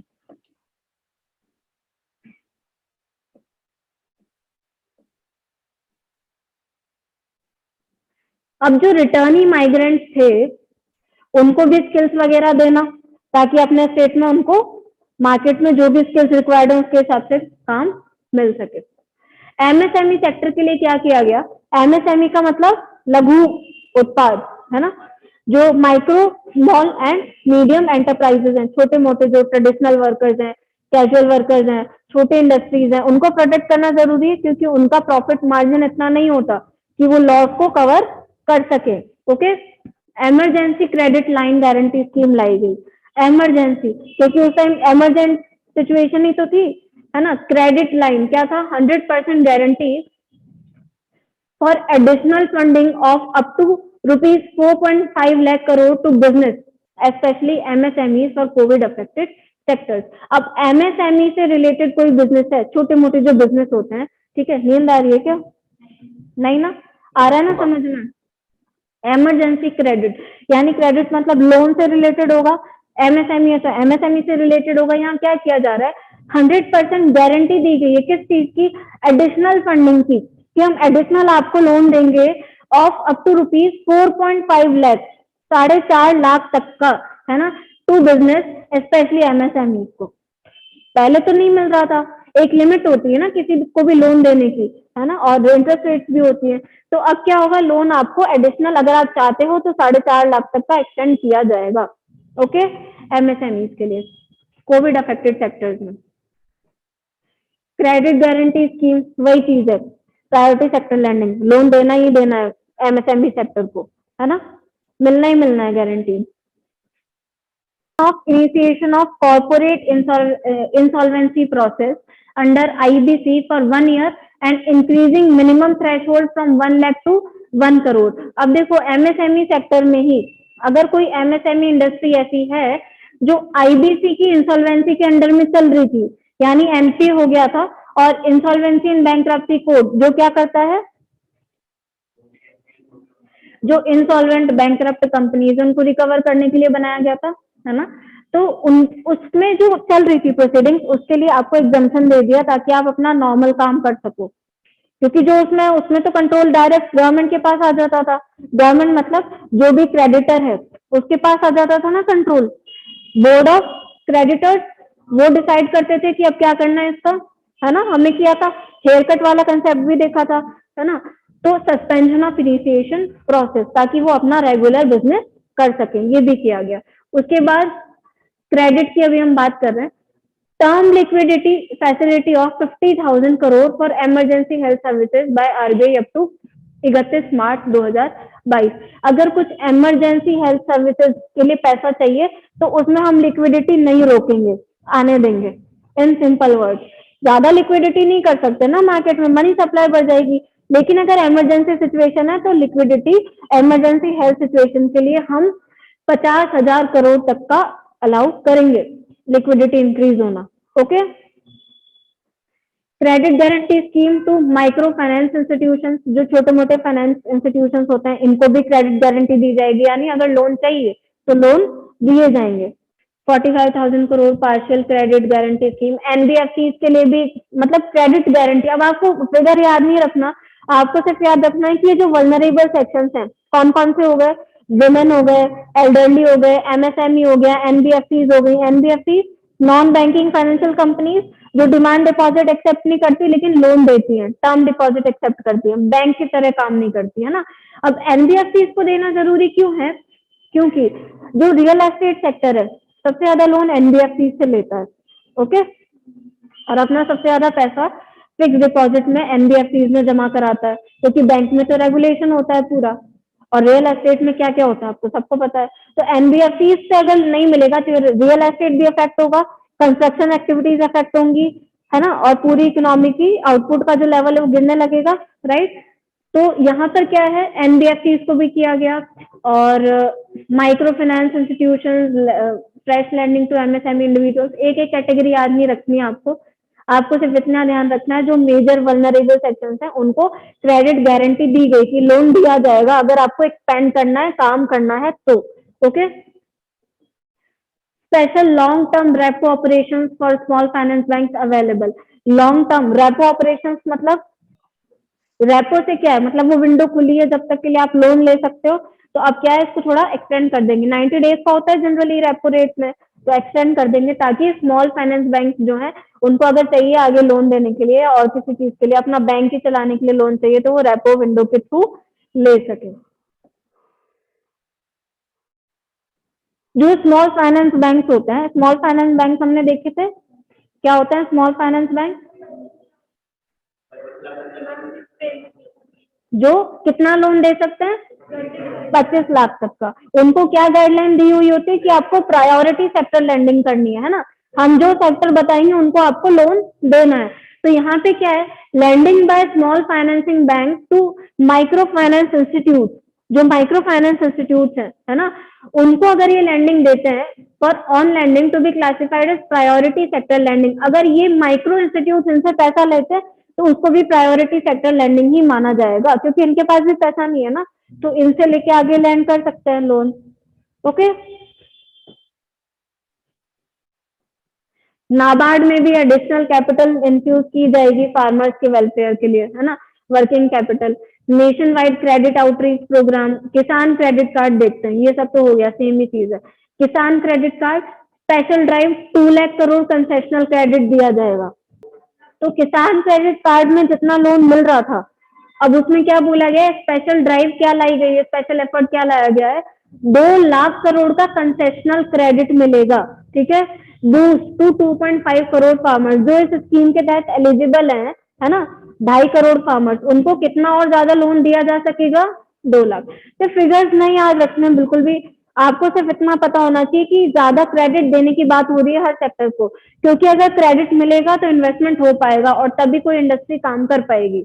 Okay, PM SVA Nidhi scheme, Svanidhi, to provide working capital loan to urban street vendors to resume their business. एक हमने देखी थी किसान निधि। किसान निधि में किसको बेनिफिट दिया जा रहा था? कैश ट्रांसफर दिया जा रहा था, किसान को दिया जा रहा था। यहाँ पर किसकी बात हो रही है? अर्बन एरियाज में भी ग्रुप ऐसा होता है ना जो बहुत वल्नरेबल होता है, स्ट्रीट वेंडर्स। स्ट्रीट वेंडर्स की भी जॉब चली गई थी, वो रोज के बेसिस पे कमा रहे थे ना लॉकडाउन में, तो उनके लिए क्या है? Svanidhi scheme to provide working capital loan, उनको भी लोन एक्सटेंड करने की बात की गई है। जनरली ऐसे जिनका रिस्क बहुत ज्यादा है, इनकम कम है, लोन वापस आने के चांसेस कम है, उनको लोन नहीं देते बैंक, है ना, और लोन नहीं मिलेगा तो अपना कैसे चलाएंगे लाइवलीहुड, तो उनको भी लोन देने की बात की गई है। सेल्फ हेल्प ग्रुप्स को क्रेडिट, सेल्फ हेल्प ग्रुप्स आपने देखे ही होंगे, खासकर वुमेन के एम्पावरमेंट में काफी काम कर रहे हैं, आपस में मनी पूल करके सेव करते हैं और जब जिसको जरूरत होती है उसको लोन दे देते हैं, तो बैंक तक नहीं जाना पड़ता, है ना, तो उनके लिए भी, उनके प्रमोशन के लिए। देन दीनदयाल अंत्योदय योजना, नेशनल अंत्योदय क्या है? फूड सिक्योरिटी, ठीक है। अंत्योदय अन्न योजना, है ना। नेशनल रूरल लाइवलीहुड मिशन, सारी चीज सेम है। रूरल लाइवलीहुड क्या है? रूरल एरियाज में लाइवलीहुड इंश्योर हो सके, इसके लिए कुछ नाम से ही पता लग जाते हैं। To reduce poverty by organising rural poor women into self help group. अब देखो, पहले ही वुमेन सबसे ज्यादा अफेक्ट हुई और गांव में सबसे ज्यादा होती है, अर्बन एरियाज में तो फिर भी निकल पाती हैं, काम कर पाती है ना। तो वहां की वुमेन को क्या करना है? उनमें जो पॉवर्टी है उसको रिड्यूस करना है। कैसे? उनको सेल्फ हेल्प ग्रुप में जाने के लिए मोटिवेट करना है, प्रमोट करना है, इंसेंटिवाइज करना है। सेल्फ हेल्प ग्रुप में जाएंगी तो क्या कर पाएंगी? अपना अगर कोई छोटा मोटा काम करना है, एसएचजी कैसे काम करते हैं, वुमेन के पास जो भी सेविंग्स होती हैं सब आपस में पूल कर लेती हैं, छोटी छोटी सेविंग्स से मिलके अब वो एक बड़ा सम हो जाता है। अब उसमें जिसको जिस टाइम जरूरत पड़ रही है लोन की, वो ले लो और काम शुरू करो अपना। आ रहा है समझ में? एनबीएफसी के लिए स्पेशल लिक्विडिटी और लोन और किसको दिया गया है? Loan guarantee scheme for COVID affected sectors. जितने भी कोविड अफेक्टेड सेक्टर्स हैं उन सबको क्रेडिट गारंटी का प्रोविजन हमने दिया है। ओके, जैसे हेल्थ इंफ्रास्ट्रक्चर काफी बर्डन एकदम से इंक्रीज हो गया ना हमारी हेल्थ इंफ्रास्ट्रक्चर पे। हमारे पास प्रॉपर हॉस्पिटल्स भी नहीं थे बेड लगाने के लिए, है ना।